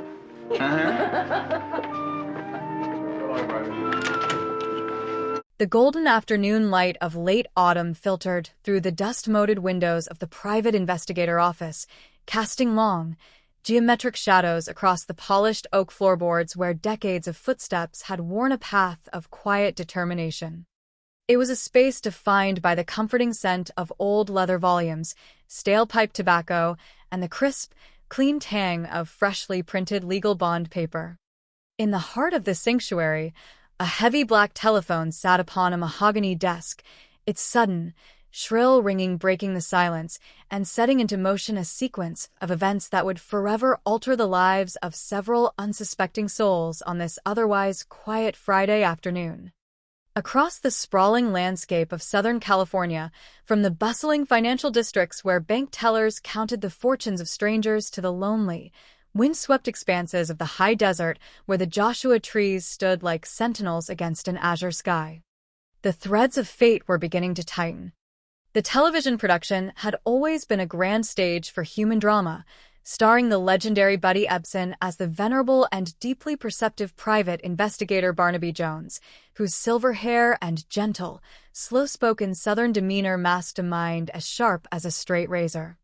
Alongside him, the brilliant and elegant Lee Meriwether brought warmth and sharp intuition to the role of Betty Jones, while Mark Shera infused the character of Jedediah Jones, affectionately known to everyone as JR, with a youthful, sometimes reckless enthusiasm that balanced the seasoned caution of his older kinsman. On this particular evening, the airwaves were charged with anticipation for the latest installment of their televised chronicles, an episode ominously yet intriguingly titled Terror on a Quiet Afternoon. A narrative that promised to weave together the disparate elements of human vulnerability and dark obsession, guest starring the remarkable Dee Wallace, the enigmatic John Delancey, and the talented Elliot Street, each bringing their unique artistic weight to a story about the fragility of peace in a modern world. The transition from the bustling streets of Los Angeles to the stark, sun-baked isolation of the desert community was a journey of contrast, a geographical shift that mirrored the emotional turbulence brewing within the heart of a young woman named Amy Vickers. In a brightly lit apartment decorated with the vibrant, optimistic colors of a young interior design student, Amy stood by her telephone, her hand resting hesitantly on the receiver as she prepared to dial a number that connected her to a place far removed from her daily routine.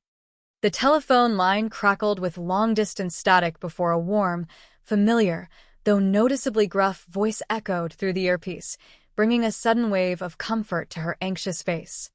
"Hello," the voice said, the single word carrying the weight of parental affection and the distinct impatience of a man confined against his will.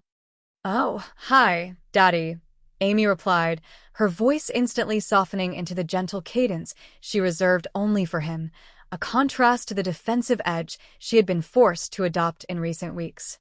"I was going to call you right before I went to bed," she added, looking toward the window where the twilight was beginning to paint the horizon in shades of violet and bruised orange. "How is it up there in what does the TV weatherman call it, the high desert?" There was a brief pause on the other end, followed by a dry, raspy chuckle that turned into a soft groan of dissatisfaction. "Low desert, high desert. All hospitals are the same. Jails," George Vickers grumbled, his words painting a vivid picture of a man staring at the sterile white walls of his hospital room in Santa Carlita, counting the minutes until his release. "And if you don't get up here as soon with my medical records, I'm gonna go stir crazy," he warned, though there was no real venom in his threat, only the natural desire of a fiercely independent father wanting to see his only daughter. Amy smiled, the tension in her shoulders dipping slightly as she leaned against the kitchen counter, listening to the rhythmic background hum of her apartment building. "You're gonna have to stay there for at least a couple more weeks, so you might as well just hang in there," she said, offering the gentle, firm reassurance that children often find themselves giving to their aging parents. "I'll be up Saturday with your records, okay?" Before her father could offer another complaint about the quality of hospital gelatin or the rigidity of the nursing schedule, a sharp, repetitive barking sound echoed from the hallway outside Amy's apartment, accompanied by the muffled, frantic clicking of tiny claws on linoleum. "What's all that racket I hear?" George asked, his sharp ears catching the commotion through the telephone line. "You're babysitting that dog again?" Amy sighed, a sound of affectionate exasperation escaping her lips as she glanced toward the front door. "No, Mrs. Roberts is a little hard of hearing, and obviously her little poodle is on the loose for the upteenth time," she explained, picturing the elderly woman across the hall who routinely forgot to secure her apartment latch. "Look, I'll see you Saturday, okay?" "Okay," George muttered, his tone softening as the reality of her upcoming visit warmed his spirits. "Love you," he said simply. "I love you, too," Amy murmured back, the timeless bond between father and daughter bridging the miles between the city and the high desert. "Bye." As the connection severed with a gentle click, the domestic peace of the apartment was instantly shattered by the continuation of the canine distress calls outside. Amy set the receiver down on its cradle, taking a deep breath to center herself before walking toward the heavy wooden door of her apartment. "Coco? Coco?" She called out into the dimly lit corridor, her voice carrying a blend of neighborly duty and genuine fondness for the small, high-strung creature. "Coco, it's Amy," she said, opening the door and stepping out into the hallway where the shadows seemed unusually deep for an early evening. "Come here," she coaxed, bending down and extending a welcoming hand into the gloom. "Come here, baby. Come here. Come here, baby. It's okay, it's Amy. Come here." She moved a few paces down the carpeted hallway, her eyes searching the corners where the low-wattage building lights failed to penetrate. "Coco, are you here? Please don't do this to me. I'm not going to play with you anymore. It's too dark in here." The silence that followed her plea was heavy, almost suffocating, broken only by the faint hum of a distant refrigerator and the pounding of her own heart. Then, without warning, a harsh, mocking voice shattered the stillness from the deep shadows near the utility closet, accompanied by the sudden, aggressive click of a light switch being thrown open. "Then let there be light."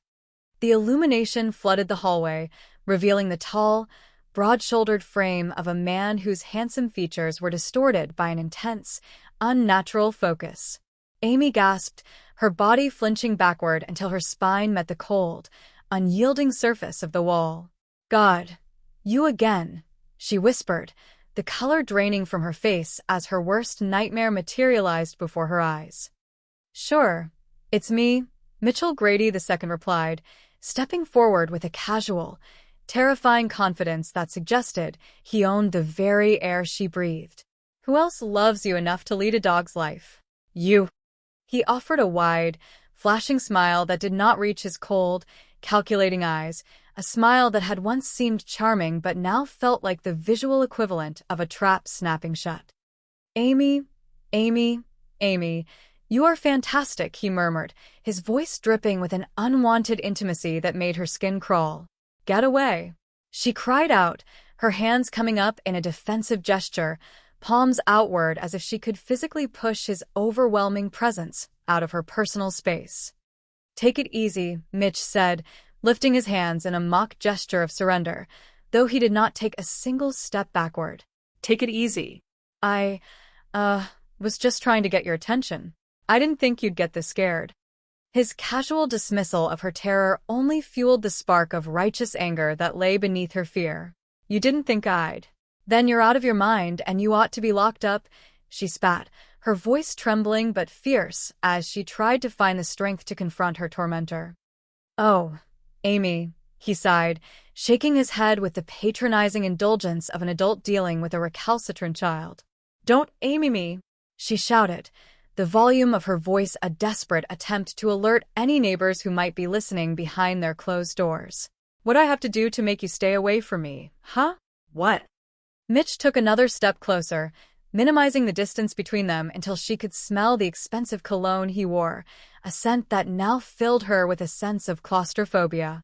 "Just get off your high horse and start going out with me," he said, his tone shifting from mockery to a strange, pleading petulance. "Hey, I'm not that much of an ogre." "You're worse than that," Amy retorted, her eyes darting toward the safety of her apartment door, calculating the seconds it would take to spring away from him. "And if you don't leave me alone, I'm going to go to the police again." The mention of law enforcement did not dim his arrogant smile. Instead, a cruel amusement flickered across his sharp features. "You don't want to go through that embarrassment again, do you?" he asked, his voice dropping to a low, confidential purr that sent a shiver down her spine. "They're just going to say what they said the first time. The police have no jurisdiction in the affairs of the heart."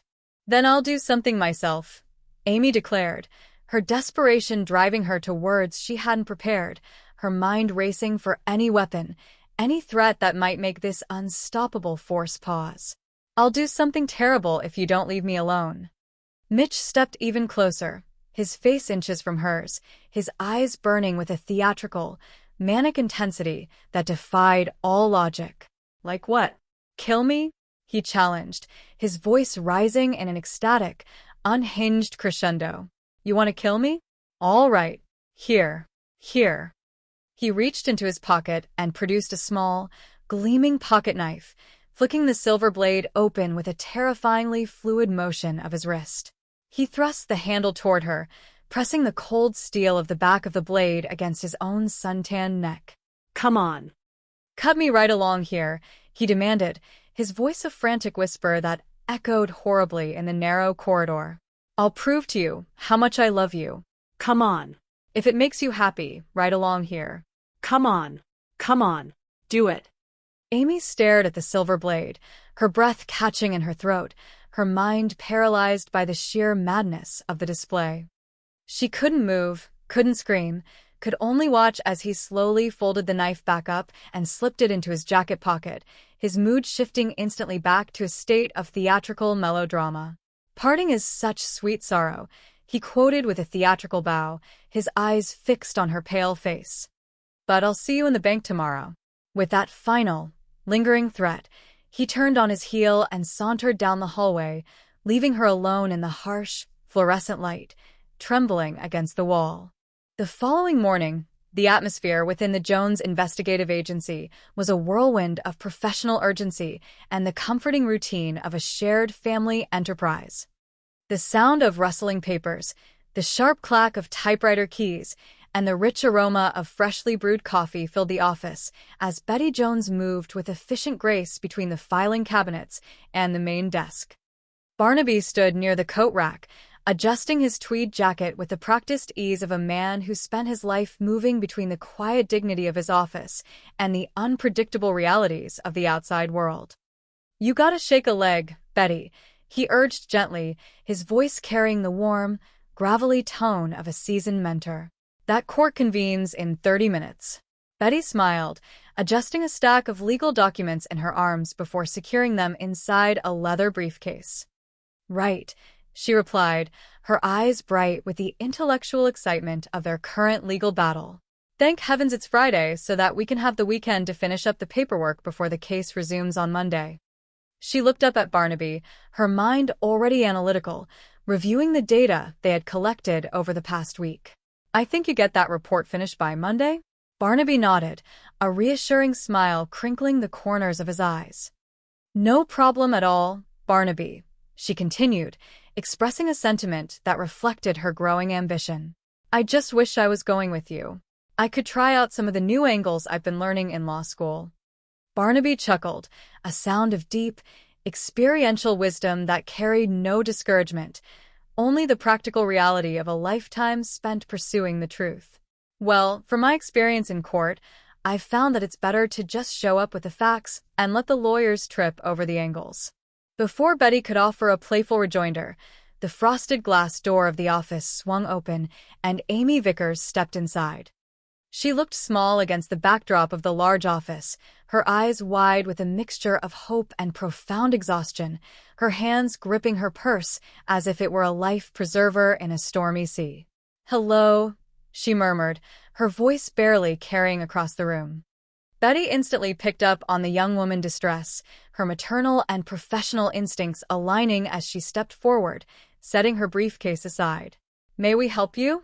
Betty asked, her voice a soothing balm that seemed to give Amy the strength to take another step into the room. "I was hoping to speak to someone about a problem I've got," Amy said, her eyes traveling from Betty to the tall, reassuring figure of Barnaby. "And your name is?" Barnaby asked gently, his demeanor instantly shifting into the attentive, non-judgmental stance that had unlocked 1,000 secrets over the course of his career. "Amy Vickers," she replied, her voice gaining a fraction of stability. Barnaby glanced at his watch, a look of genuine regret passing over his face as he realized the ticking clock of the court schedule. "Well, Miss Vickers, we're due in court in 30 minutes. I'm sorry, but what was the nature of the problem?" The words spilled out of Amy then, a torrent of pent-up fear and frustration that could no longer be contained. "There's a man who's been hounding me. He won't let me alone." Barnaby's eyebrows knitted together in a sympathetic frown. "Have you been to the police?" he asked, knowing the standard bureaucratic hurdles that victims of harassment often faced. "They say there's nothing they can do to help me until he actually breaks the law, and I can prove it," Amy said, her voice tinged with the bitter irony of a system that required a tragedy before it could offer protection. Barnaby looked at Betty, then back to Amy, his mind working quickly to find a solution that wouldn't compromise his court appearance, but would still provide this desperate young woman with the help she clearly needed. "Well, I'm sorry that we're in such a hurry," Barnaby said, his voice carrying a deep sincerity. "Why don't you talk to my associate, Jedediah Jones? He has a peculiar way of coming up with helpful angles." As if on cue, JR emerged from the inner office, his youthful energy and sharp, dark-haired presence instantly altering the dynamic of the room. "Would you like to sit down?" JR asked, his voice warm and inviting as he guided Amy toward a comfortable leather chair across from his desk.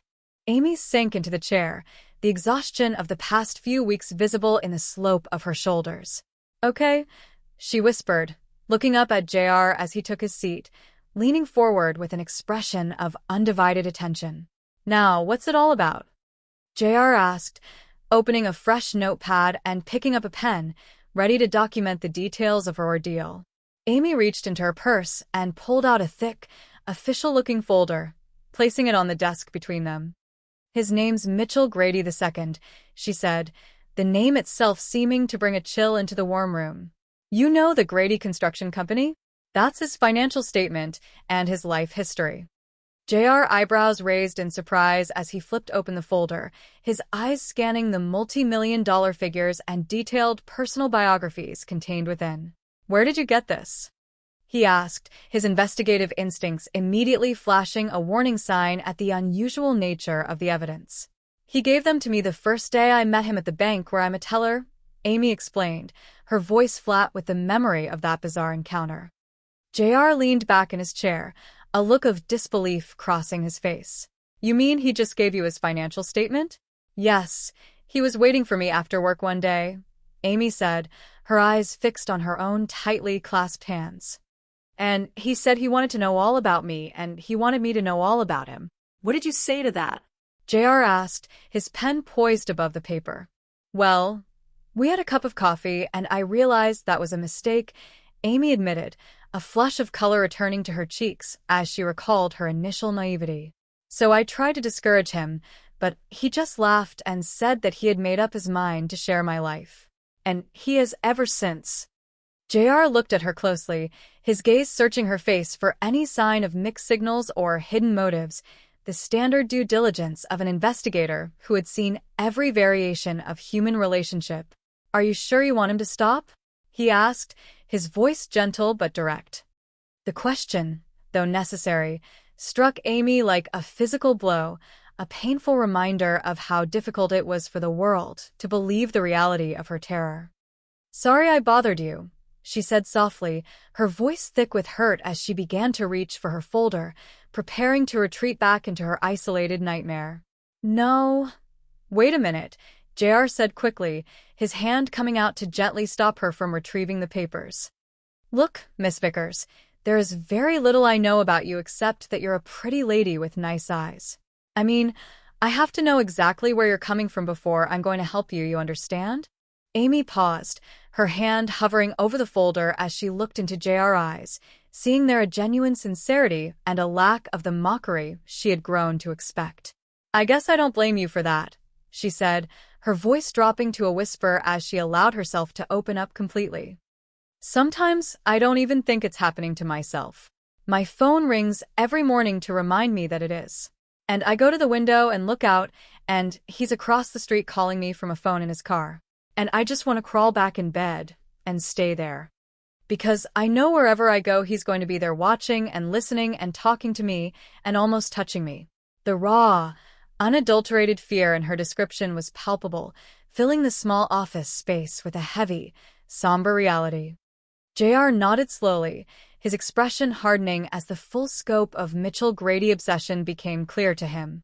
Okay, I get the picture, he said, his voice carrying a new, determined edge. Does he send you letters?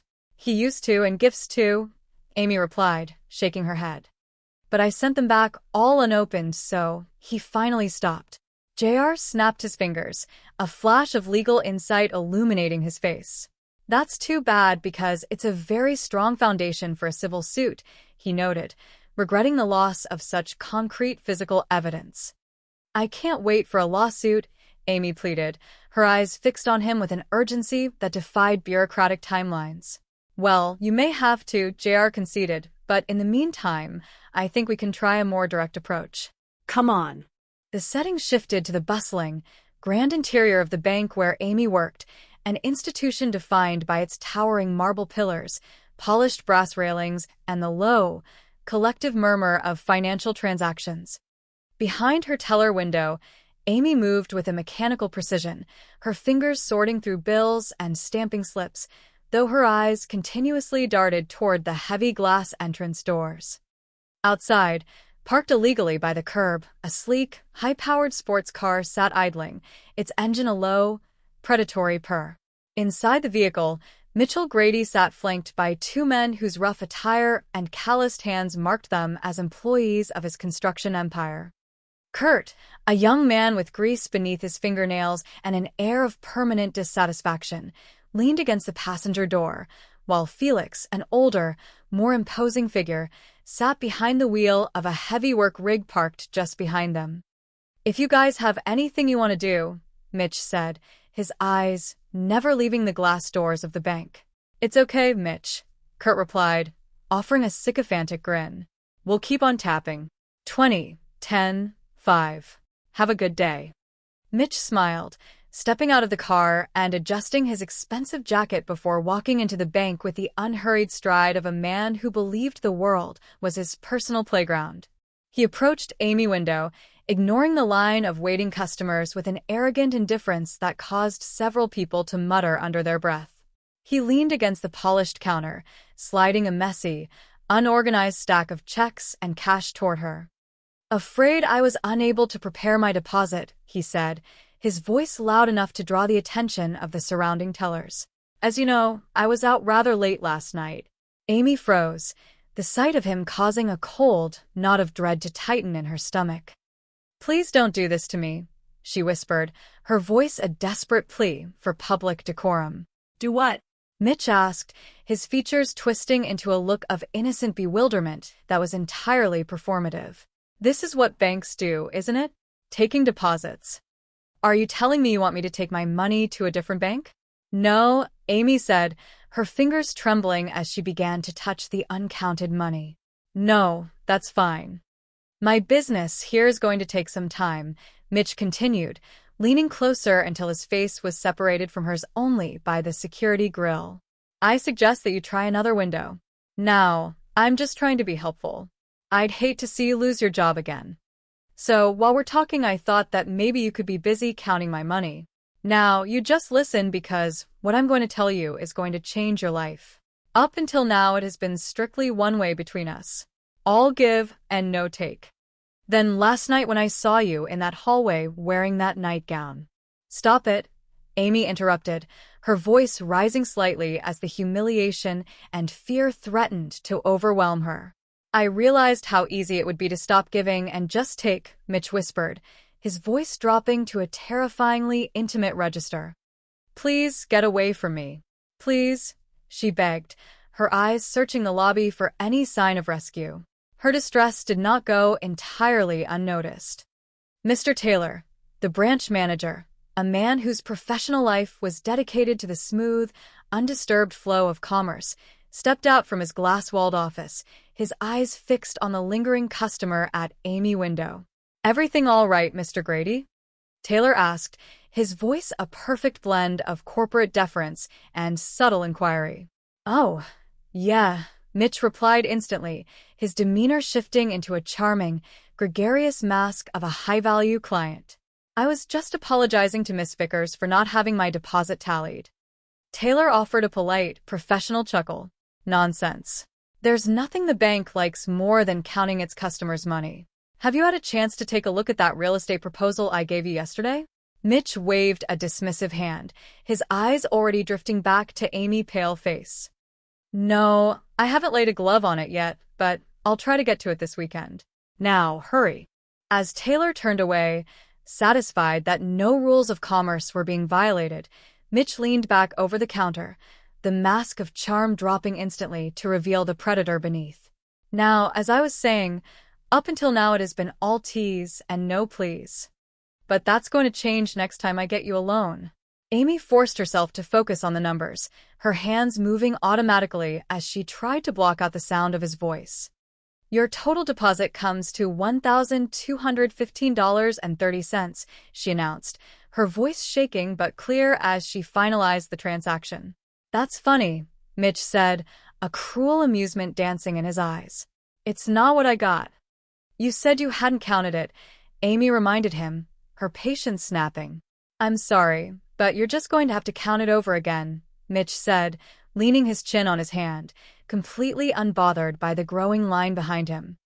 "I guess I lost track when your employer was talking to me. Now, as I was saying, just picture the two of us.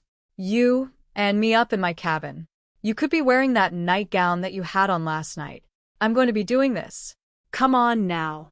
Amy looked around frantically, seeing another teller nearby. "Luis, you're going to have to take care of him," she pleaded, her voice breaking. "I'm sorry, Mr. Taylor. I'm not feeling very well."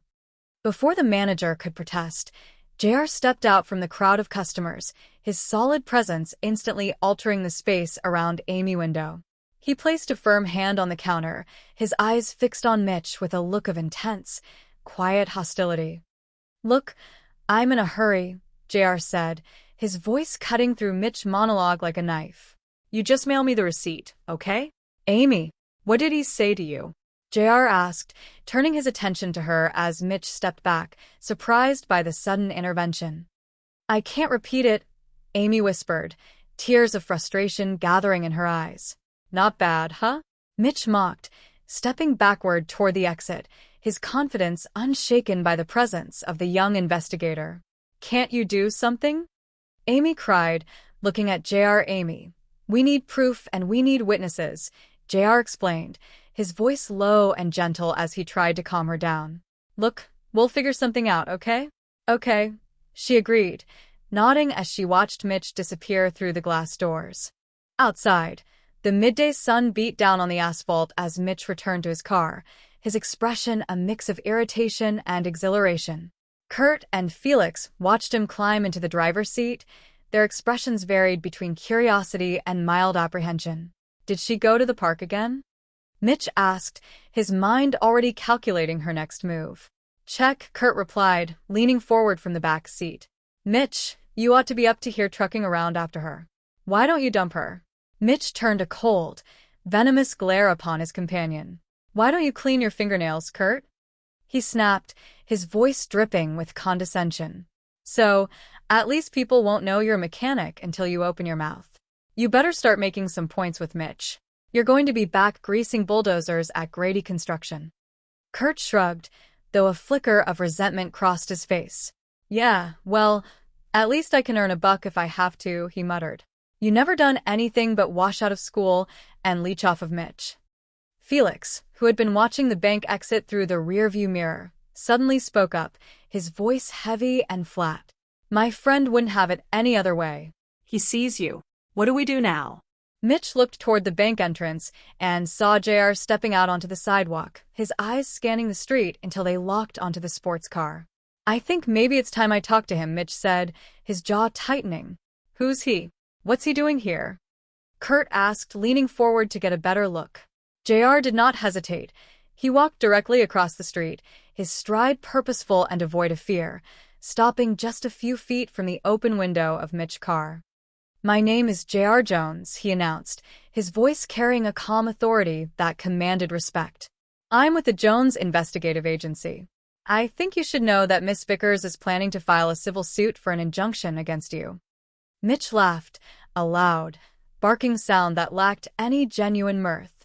Yeah, I suppose that's your idea, he sneered. Yeah, that's my idea, J.R. confirmed, his eyes locked onto Mitch without flinching. And in the meantime, if you bother her again, I'll definitely put a stop to it. So, why don't you just bug off? Now stay away from Miss Vickers, Grady, before there's real trouble. Come on. JR turned and walked away, returning to the bank to ensure Amy was safe, leaving a heavy silence inside the vehicle. Mitch's fingers gripped the steering wheel so tightly his knuckles turned white, his breath coming in short, angry gasps. Mitch, you all right? Kurt asked, his voice tentative in the face of his friend growing rage. It wouldn't happen, Mitch whispered, his voice a low vibration of pure fury. Well, who's he? Kurt asked again. He is some sort of private detective, Mitch muttered, his mind working through the implications of this new obstacle. J.R. Jones. You want us to get him? Felix asked, his hand resting on the gear shift, ready for any command. No, Mitch replied, a dark, slow smile spreading across his face as his anger transformed into a cold, calculated plan. Not now.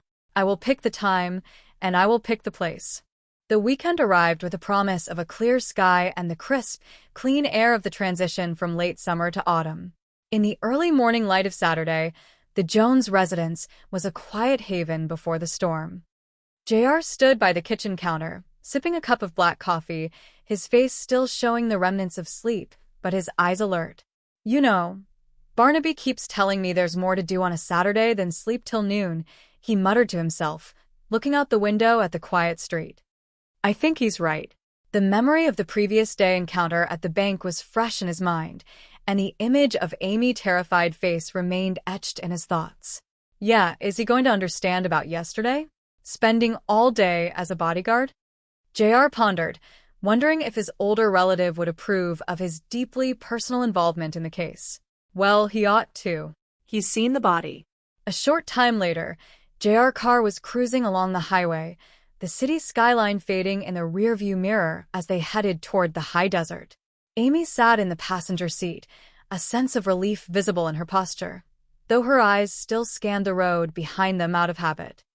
Look, I don't want you to waste your whole Saturday running family errands with little old me, she said, her voice carrying a soft, genuine gratitude that warmed the interior of the vehicle.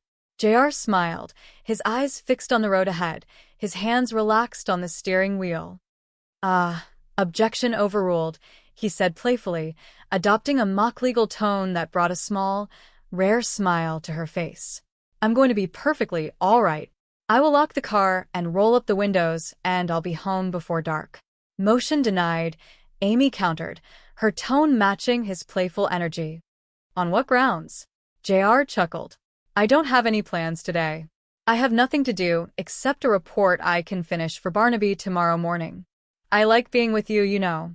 Amy looked at him, her gaze lingering on his sharp profile, sensing the genuine protection and companionship he offered.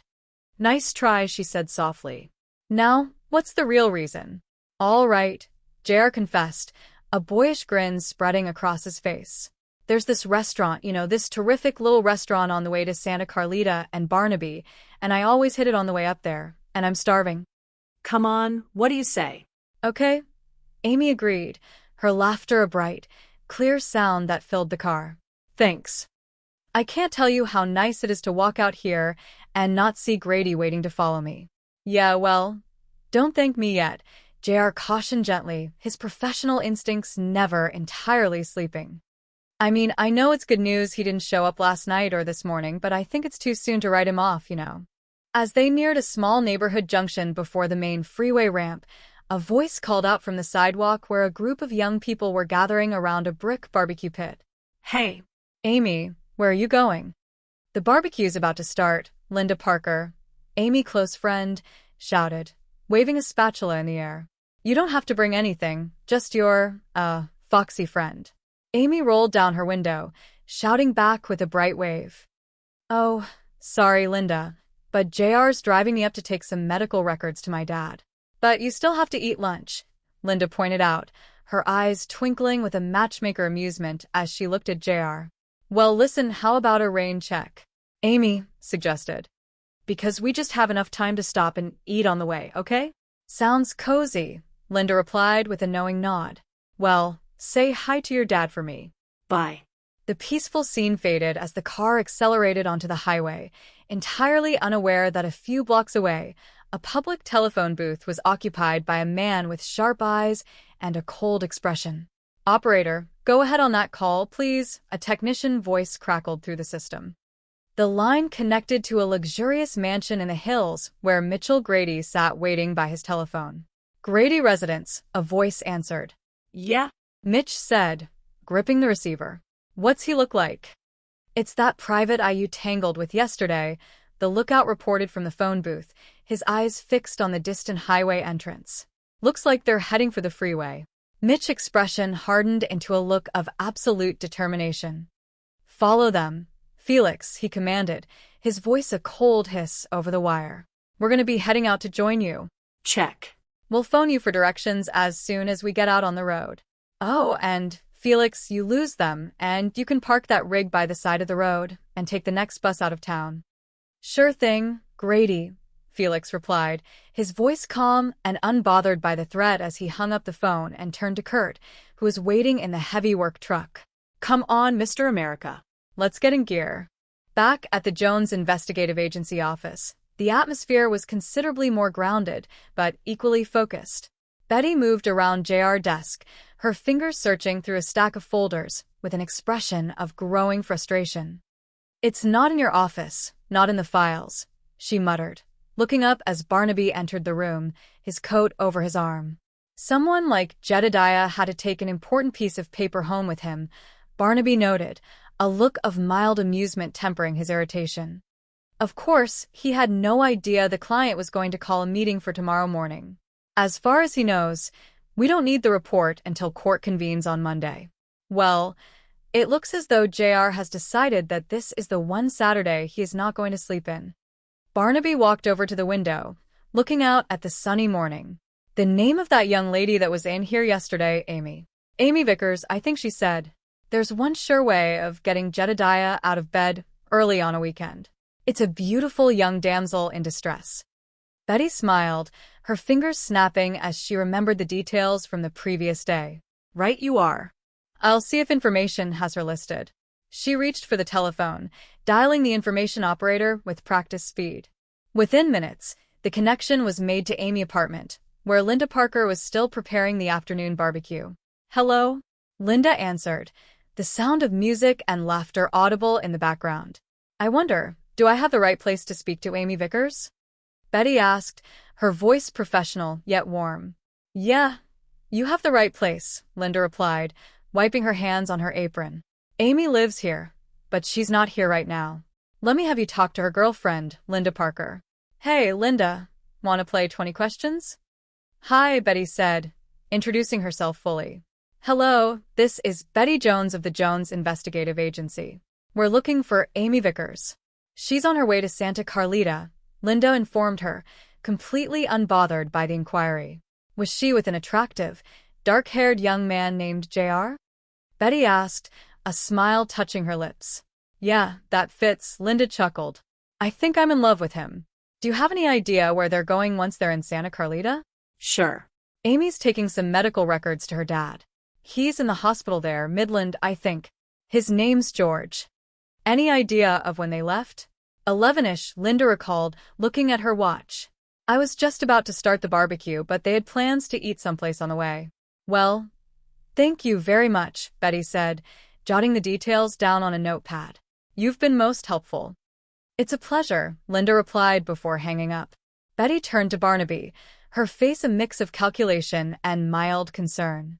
"An hour and a half to drive to Santa Carlita," she murmured, reviewing the timeline. "Another hour for lunch. We should be there 1:30. Barnaby nodded, his mind working through the geography of the route. "See if you can get Mr. Vickers on the phone at the hospital asking to be good enough to tell Jedediah to call us as soon as he gets there," he instructed, his voice carrying the calm, organized weight of a man who left nothing to chance. Meanwhile, the dusty shoulder of the highway was occupied by the heavy work rig driven by Felix, with Kurt watching the entrance of a charming, rustic restaurant known as the Oak Tree Inn through a pair of binoculars. "They've been in there almost an hour," Kurt reported, his stomach letting out a loud rumble. "Yeah, I could use some lunch myself," he complained, lowering the binoculars. "Later, when you've earned it," Felix replied, his eyes fixed on the rearview mirror as a familiar sleek sports car tore down the highway, pulling up beside them in a cloud of dust. "Huh? "Did I tell you?" Mitch asked as he stepped out of his car, his face flushed with the excitement of the hunt. "Oh, yes. Well, I'm not a real big fan of peach cobbler, but theirs was great." J.R. voice echoed from inside the restaurant as he and Amy finally stepped out into the bright afternoon sun, completely unaware of the eyes watching them from the roadside. "You know, you're a terrific lunch date," J.R. said, looking down at Amy with a genuine warmth. "How about dinner?" "Sure," Amy replied, her eyes bright with a newfound happiness. "When?" "Tonight," J.R. said simply. "Never thought you'd ask," Amy admitted, her smile wide and unburdened for the first time in weeks. As they walked toward J.R. car, the conversation drifted into the comfortable territory of personal histories and shared dreams.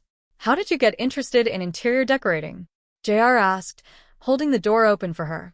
"The houses I grew up in," Amy explained, buckling her seatbelt. "Fancy, huh?" "Early basic, especially after my mother died. Between me and his work, my dad didn't have too much time for thrills." "How long till you get your degree?" J.R. inquired as he started the engine and pulled onto the asphalt. "1 more year," Amy sighed. "Sort of slow going when you have to work days." "What's the matter?" she asked suddenly, noticing J.R. eyes darting repeatedly to the rearview mirror, his posture instantly stiffening. "Don't panic," J.R. said, his voice dropping to a calm, controlled register that did little to soothe her sudden spike of adrenaline. "But we've got company." "Oh, Grady. I don't believe it," Amy cried, her eyes wide with terror as she turned to see the sleek sports car and the heavy work rig trailing dangerously close behind them. "I'm going to try and lose him," J.R. announced, shifting gears and pressing his foot down on the accelerator. "It's not going to do any good," Amy warned, her voice trembling. "He's a car freak. Those things have high-powered engines." "Yeah, well, it's worth a try," J.R. muttered, his eyes fixed on the winding mountain road ahead. "Come on." Behind them, Mitch leaned over his steering wheel, a manic grin stretching across his face as he pushed his vehicle to its limits, the heavy work rig struggling to keep pace, but maintaining a terrifying presence in their wake. "We just want to talk to you," Mitch shouted into the wind, though his actions spoke of a far more dangerous intent. "JR, no," Amy screamed as the sports car veered sharply, trying to box them in against the rocky cliffside. "Look, if they want action, they're going to get it," JR declared, his jaw set in a grim line as he swerved to avoid a collision. "Hey, come on." "Come on, boys," Mitch urged his companions through the radio. "There's 3 of them," Amy whined, her eyes darting across the desolate landscape as the car tore through the Santa Carlita Pass.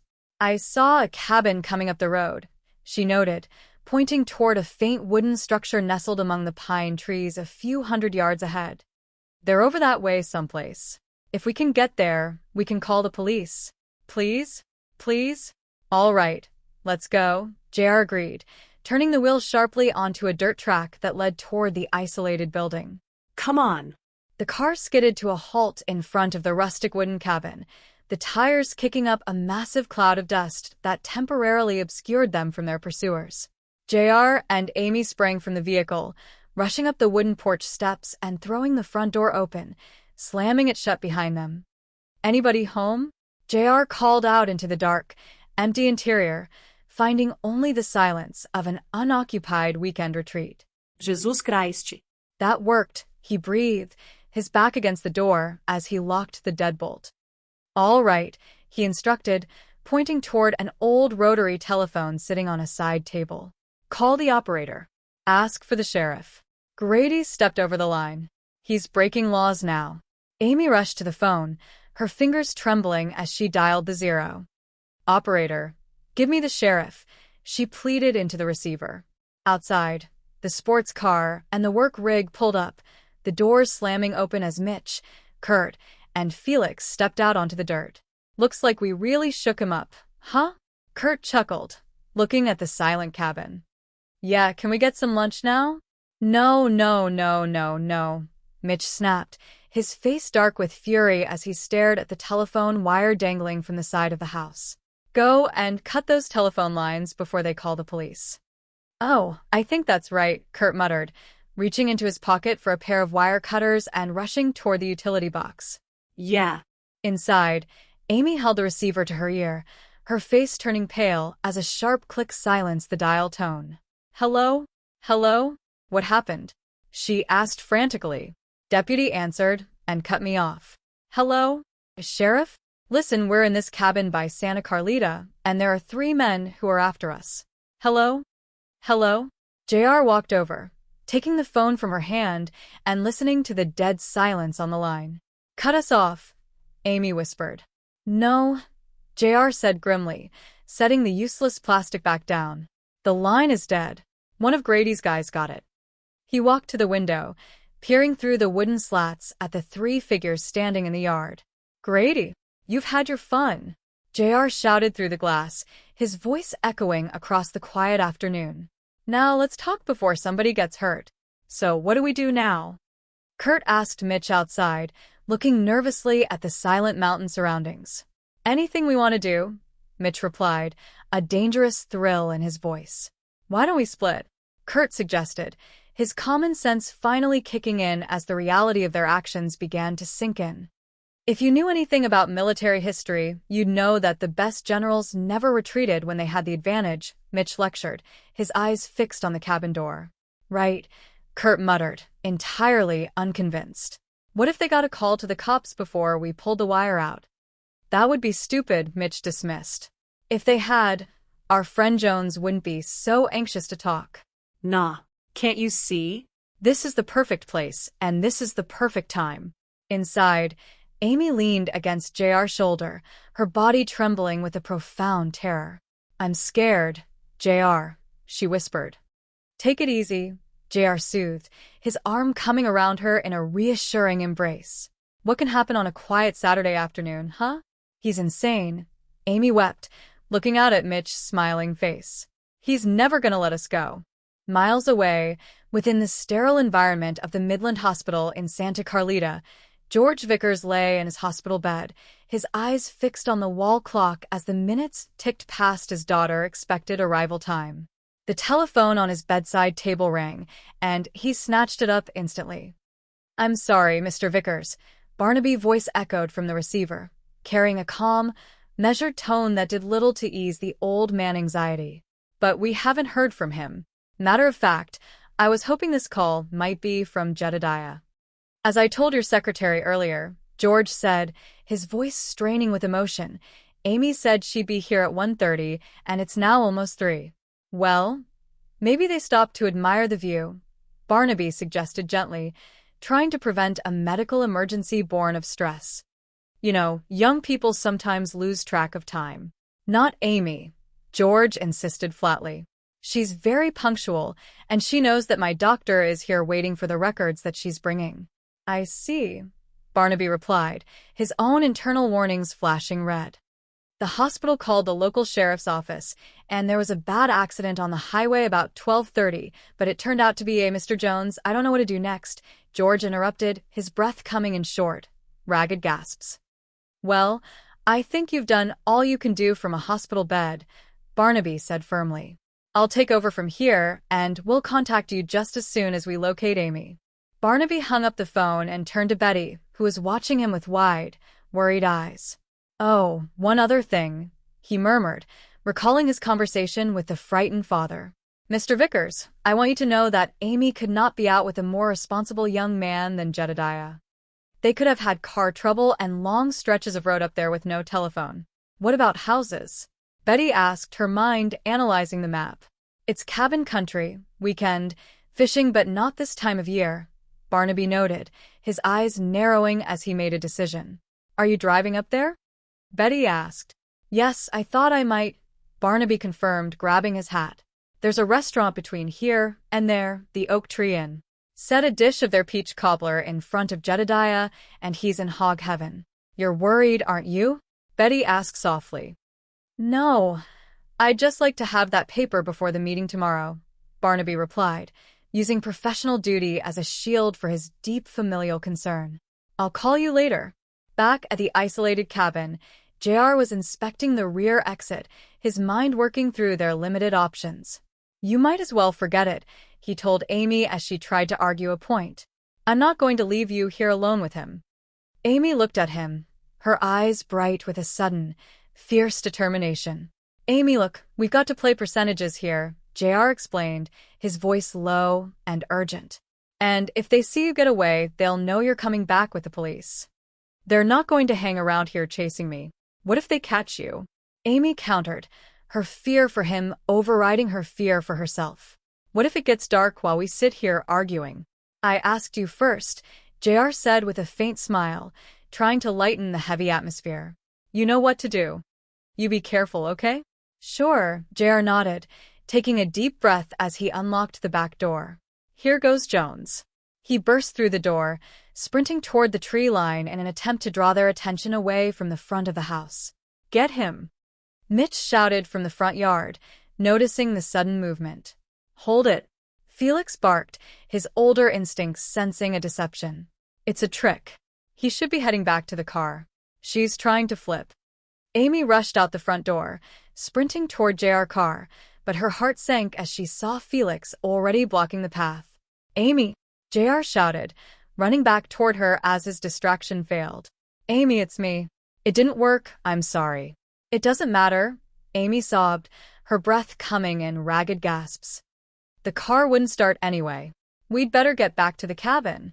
"All right, come on," JR said, guiding her back inside just as Mitch and Kurt closed the distance. "Hold it," Mitch shouted, stepping onto the porch, his face twisted into a mask of pure arrogance. "All right, look," JR said, turning to face him through the open doorway, his voice steady despite the overwhelming odds. "So far it's all been for laughs, but the joke is over. Now you keep this up and somebody gets hurt, you're going to be facing prison sentences." "Maybe you're right," Mitch mocked, his fingers twitching near his pocket. "So, why don't you run off like a good little boy and let me drive the lady home?" "Nobody touches this girl," JR stated flatly, stepping between Mitch and Amy. You can't take all three of us even with a knife, Mitch sneered, recalling the pocket knife he had displayed the night before. Stay away from her, JR warned, his muscles tensed for a fight. Just stay away from her. Go on, go on. No. Mitch screamed suddenly, turning to Felix. Felix, get the carbine in the work rig. There's a box of ammo there, too. Kurt stepped forward, his face turning pale at the mention of firearms. Don't mess around with the gun, Mitch, he pleaded, his voice cracking with sudden panic. What do you mean? Mitch snapped, his eyes flashing with an unhinged intensity. He pulled a knife on me. Besides, he's holding a lady against her will. Come on. I think he's just trying to scare us, JR whispered to Amy, trying to maintain his composure. I think he's succeeding, Amy whimpered. Kurt backed away, his hands raised in surrender. I don't want any part of this. I'm cutting out, he announced, turning to walk down the dirt driveway. You want to walk? Mitch shouted after him, his voice cracking with rage. You're going to walk? Well, before you leave, I want you to leave me my clothes and my shoes and everything else that's mine. You're bought and paid for, Kurt. Okay, Kurt muttered, freezing in his tracks, entirely broken by Mitch's economic hold over him. In the quiet office of the Jones Investigative Agency, the telephone rang once more, and Betty snatched it up with an immediate sense of urgency. Barnaby Jones, Investigations. May I help you? Hello? Betty. Barnaby's voice came through, sounding strained over the long-distance line. I'm at the restaurant. One of the waitresses here recognized Jedediah from his picture. She said that he and Amy left here at 1 o'clock. Have you heard from Amy's father? No, I've just talked to the doctor, Betty reported, her eyes fixed on the notes before her. They've had no word. And he said that the anxiety is not helping Mr. Vickers' condition. Oh, that's a shame, Barnaby sighed. Well, at least I've narrowed it down to the 15 miles between here and the hospital. Maybe when I see him, I'll have some good news for him. Oh, I hope so, Betty breathed. Please call me the minute you find them. Yes, I will, Barnaby promised before the connection severed.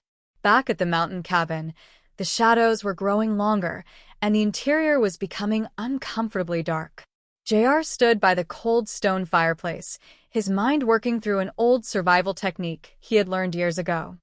It's off-season up here, so if anybody sees smoke, they'll report it to the authorities and they'll send somebody over to check it out, he explained to Amy as he gathered a pile of old newspapers and dry wood from a box in the corner. What's the water for? Amy asked, watching him place a bucket of water near the hearth. All right, what's this? She inquired as he began to dampen a thick wool blanket. Abracadabra, JR muttered, trying to maintain a light tone to keep her spirits up. Are you a magician or a firebird? Amy asked, a faint smile touching her lips despite the terror. Would you believe a Boy Scout? JR smiled back. Go ahead. Go get me a blanket. Go get me a blanket. Put it up in the chimney. Come on. He stuffed the damp cloth into the flue, creating a dense, heavy black smoke that began to pour from the stone chimney outside, rising in a thick column against the clear sky. Outside, Mitch noticed the sudden plume of dark smoke rising from the rooftop. They stuffed something in the fireplace. He shouted, his eyes narrowing. Open that window over there. Kurt yelled as the smoke began to leak through the cabin eaves. Shit, Mitch cursed, realizing what they were doing. Well, there goes our signal, JR muttered inside as he pulled the blanket down, the room filling with a light haze before the draft cleared. Well, if Grady saw it, maybe somebody else did. Mitch, Kurt called out from the yard, his voice filled with a growing impatience. How long are we just going to hang around here? I thought we was going to the club tonight. Yeah, it's getting late, Felix agreed, looking at the setting sun. Yeah, that's right, Mitch muttered, a dark, sinister idea illuminating his features. That's right, it is the cocktail hour. Why don't we mix one up for them? You get me some gasoline and you get me a bottle. You mean you're going to burn them out? Kurt asked, his voice rising in horror. Ain't no way, Mitch. What if you burn somebody up in there? You know, Private, I was right. You're going to kill somebody and I'm not going to be around when you do it. Look, Nobody leaves until I say so, Mitch barked, turning the rifle toward Kurt. And don't point this at me, all right? Kurt shouted, reaching for the barrel. A sharp, deafening crack echoed through the mountains as the rifle discharged during the struggle. Inside the cabin, Amy flinched as the sound of the gunshot shattered the silence. He shot him, she whispered, her eyes wide with a new level of horror. JR peered through the window, his face grim as he saw Kurt crumpled on the dirt driveway. No, JR reported, watching carefully. He's breathing, but he's bleeding bad. We gotta get him to a hospital, Mitch, fast. Felix shouted, his loyalty evaporating in the face of a potential murder charge. Yeah? How do you propose we explain this to the police? Mitch challenged, his voice cold and devoid of any human empathy. This and everything else that happened here today. Look, he might die in the hospital anyway. We could say it was an accident. Yeah, what about them? Felix pointed toward the cabin window. They saw it all. Meanwhile, Barnaby car pulled up to the local sheriff's substation, a small, dusty brick building on the outskirts of Santa Carlita. He stepped inside, finding a solitary deputy manning the radio desk. Yeah, I took the call from her father, the deputy reported, looking up from his logbook. Amy Vickers and J.R. Jones driving a beige two-door. I'm sorry, Mr. Jones. Nothing else come in on them. They just disappeared. Someplace between the Oak Tree Inn and the hospital, Barnaby murmured, his mind analyzing the geographical data. Which suggests that whatever happened to them wasn't accidental. I don't think so, the deputy agreed. I'd sure like to help you look for them, but I can't leave the station unmanned. We had an all-units call about 12:30. Big Diesel took out an RV. I've been here alone ever since. Deputy, Barnaby said, leaning against the counter. I'm grasping at straws, but did you by any chance receive any strange or somewhat unusual calls or reports during the day? Anything even a little bit out of line? We get all kinds of calls, the deputy sighed, gesturing to a stack of papers. Look for yourself. Something you might call unusual we might write off as a crank call, or so on. Woman sounded excited. Hung up. What was that about? Barnaby asked, his interest instantly piqued. Oh, yeah, the deputy recalled, flipping through the log. I had to put her on hold for a couple minutes, and when I got back to her, she said something about being in a cabin near Santa Carlita and something else about 3 men, and she just hung up suddenly. Just hung up, huh? Barnaby muttered, his eyes narrowing.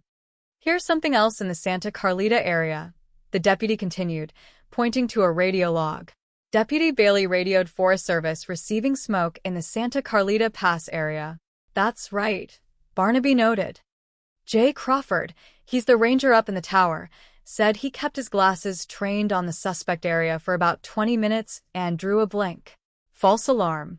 I'd still like to talk to him, Barnaby decided. I'm afraid you can't get him for about an hour now, the deputy informed him. He's out of the tower every day about this time checking a newsstand this evening. What was the deputy's name who reported the smoke? Barnaby asked. Joe Bailey. Off duty at 3. I sure would appreciate you helping me run him down. Back at the cabin, the reality of the situation outside had turned entirely lethal.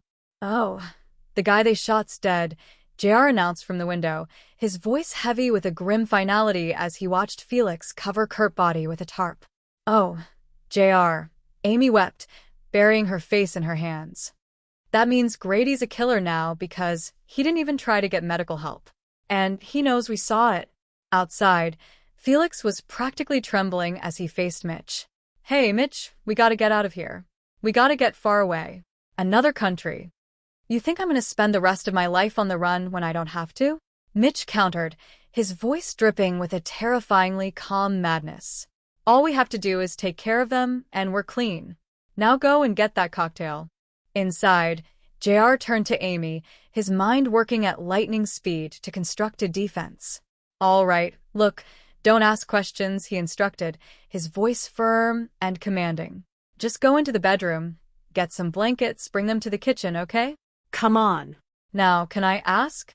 Amy asked as she returned with a stack of heavy quilts. Yeah, JR said, his fingers working quickly as he began to saturate the fabrics under the kitchen tap.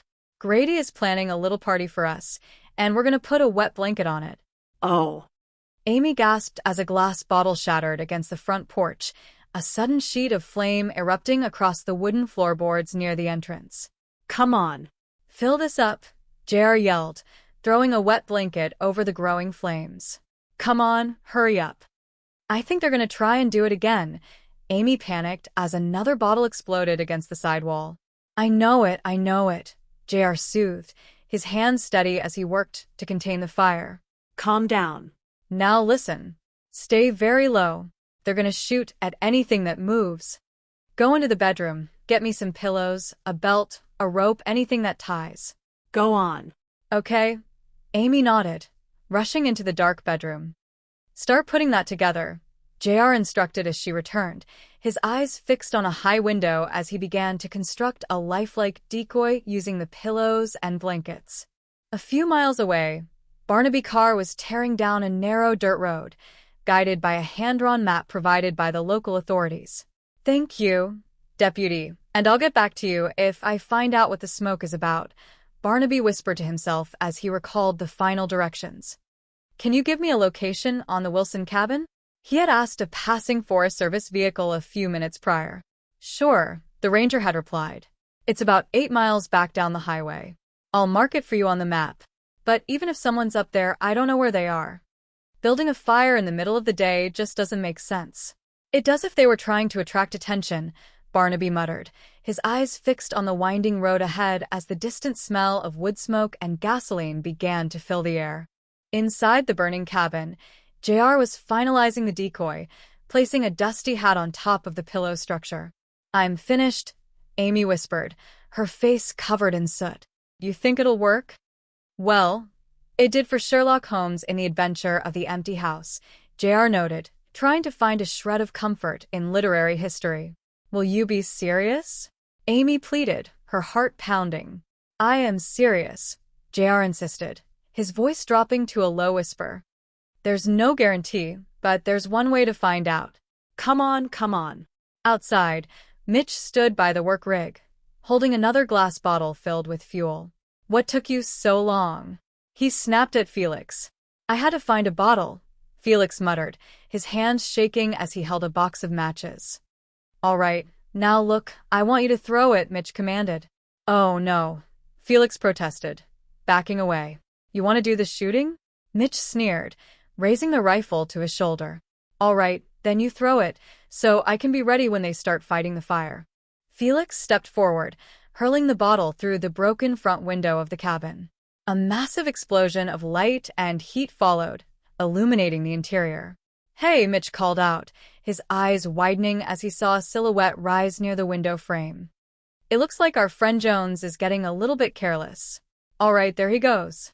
Get ready. Inside, JR pushed the decoy into the line of sight, waiting for the inevitable gunshot. Please be careful, Amy whispered from her hiding spot beneath the kitchen counter. I will, JR promised, his muscles tensed as he prepared to make his move. Now it's only the girl, Mitch shouted outside as his rifle cracked, the bullet tearing through the pillow decoy. He stepped onto the porch, entirely unaware that JR had slipped out through the side window, moving like a shadow through the smoke-filled air. Grady, drop it or I'll put this right through you. JR's voice cut through the roar of the fire as he emerged from the side of the porch, a heavy iron tool gripped firmly in his hand. Don't try it, Grady. You'll never make it.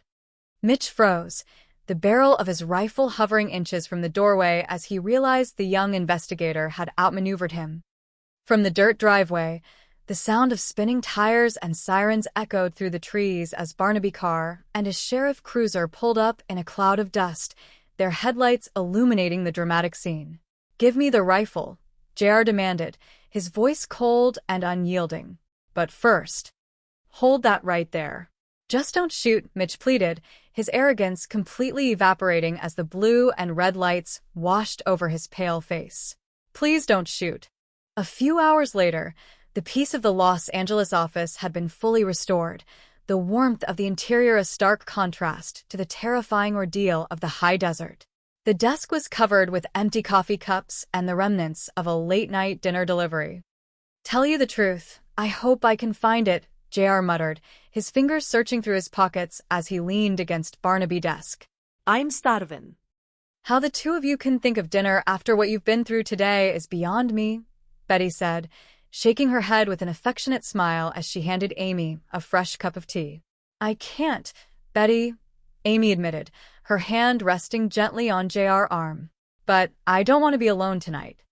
You ever think of retracing your steps? Barnaby asked, his eyes twinkling with a knowing amusement as he looked at his younger kinsman. All right, JR sighed, running a hand through his dark hair. Let me see. I was holding the papers in my hand. I was talking to Amy and she, Oh, those papers. Betty smiled, pointing a slender finger toward the main desk. They're under the blotter here on your desk. Oh, that's right. JR laughed, a flush of color returning to his face. Your desk. I wonder why we never thought of looking on Jedediah's desk, Barnaby mused, his voice dripping with playful sarcasm. Isn't that funny? That's the one place we didn't look. Okay, guys, give me a break, JR pleaded, holding his hands up in defeat. Amy, look, I have something to tell you. This isn't my desk. It's Barnaby's desk. I guess I just use it to get your attention. Well, you've got it, Amy replied, her eyes bright with an unmistakable affection as she looked up at him. And divided. As a matter of fact, if you don't want me around anymore, you're going to need a court injunction. A court injunction, JR repeated, his boyish grin returning in full force as the shadows of the quiet afternoon finally faded into the warmth of a new evening. Well, let's see. We don't have any of those. How about dinner? Ha! You.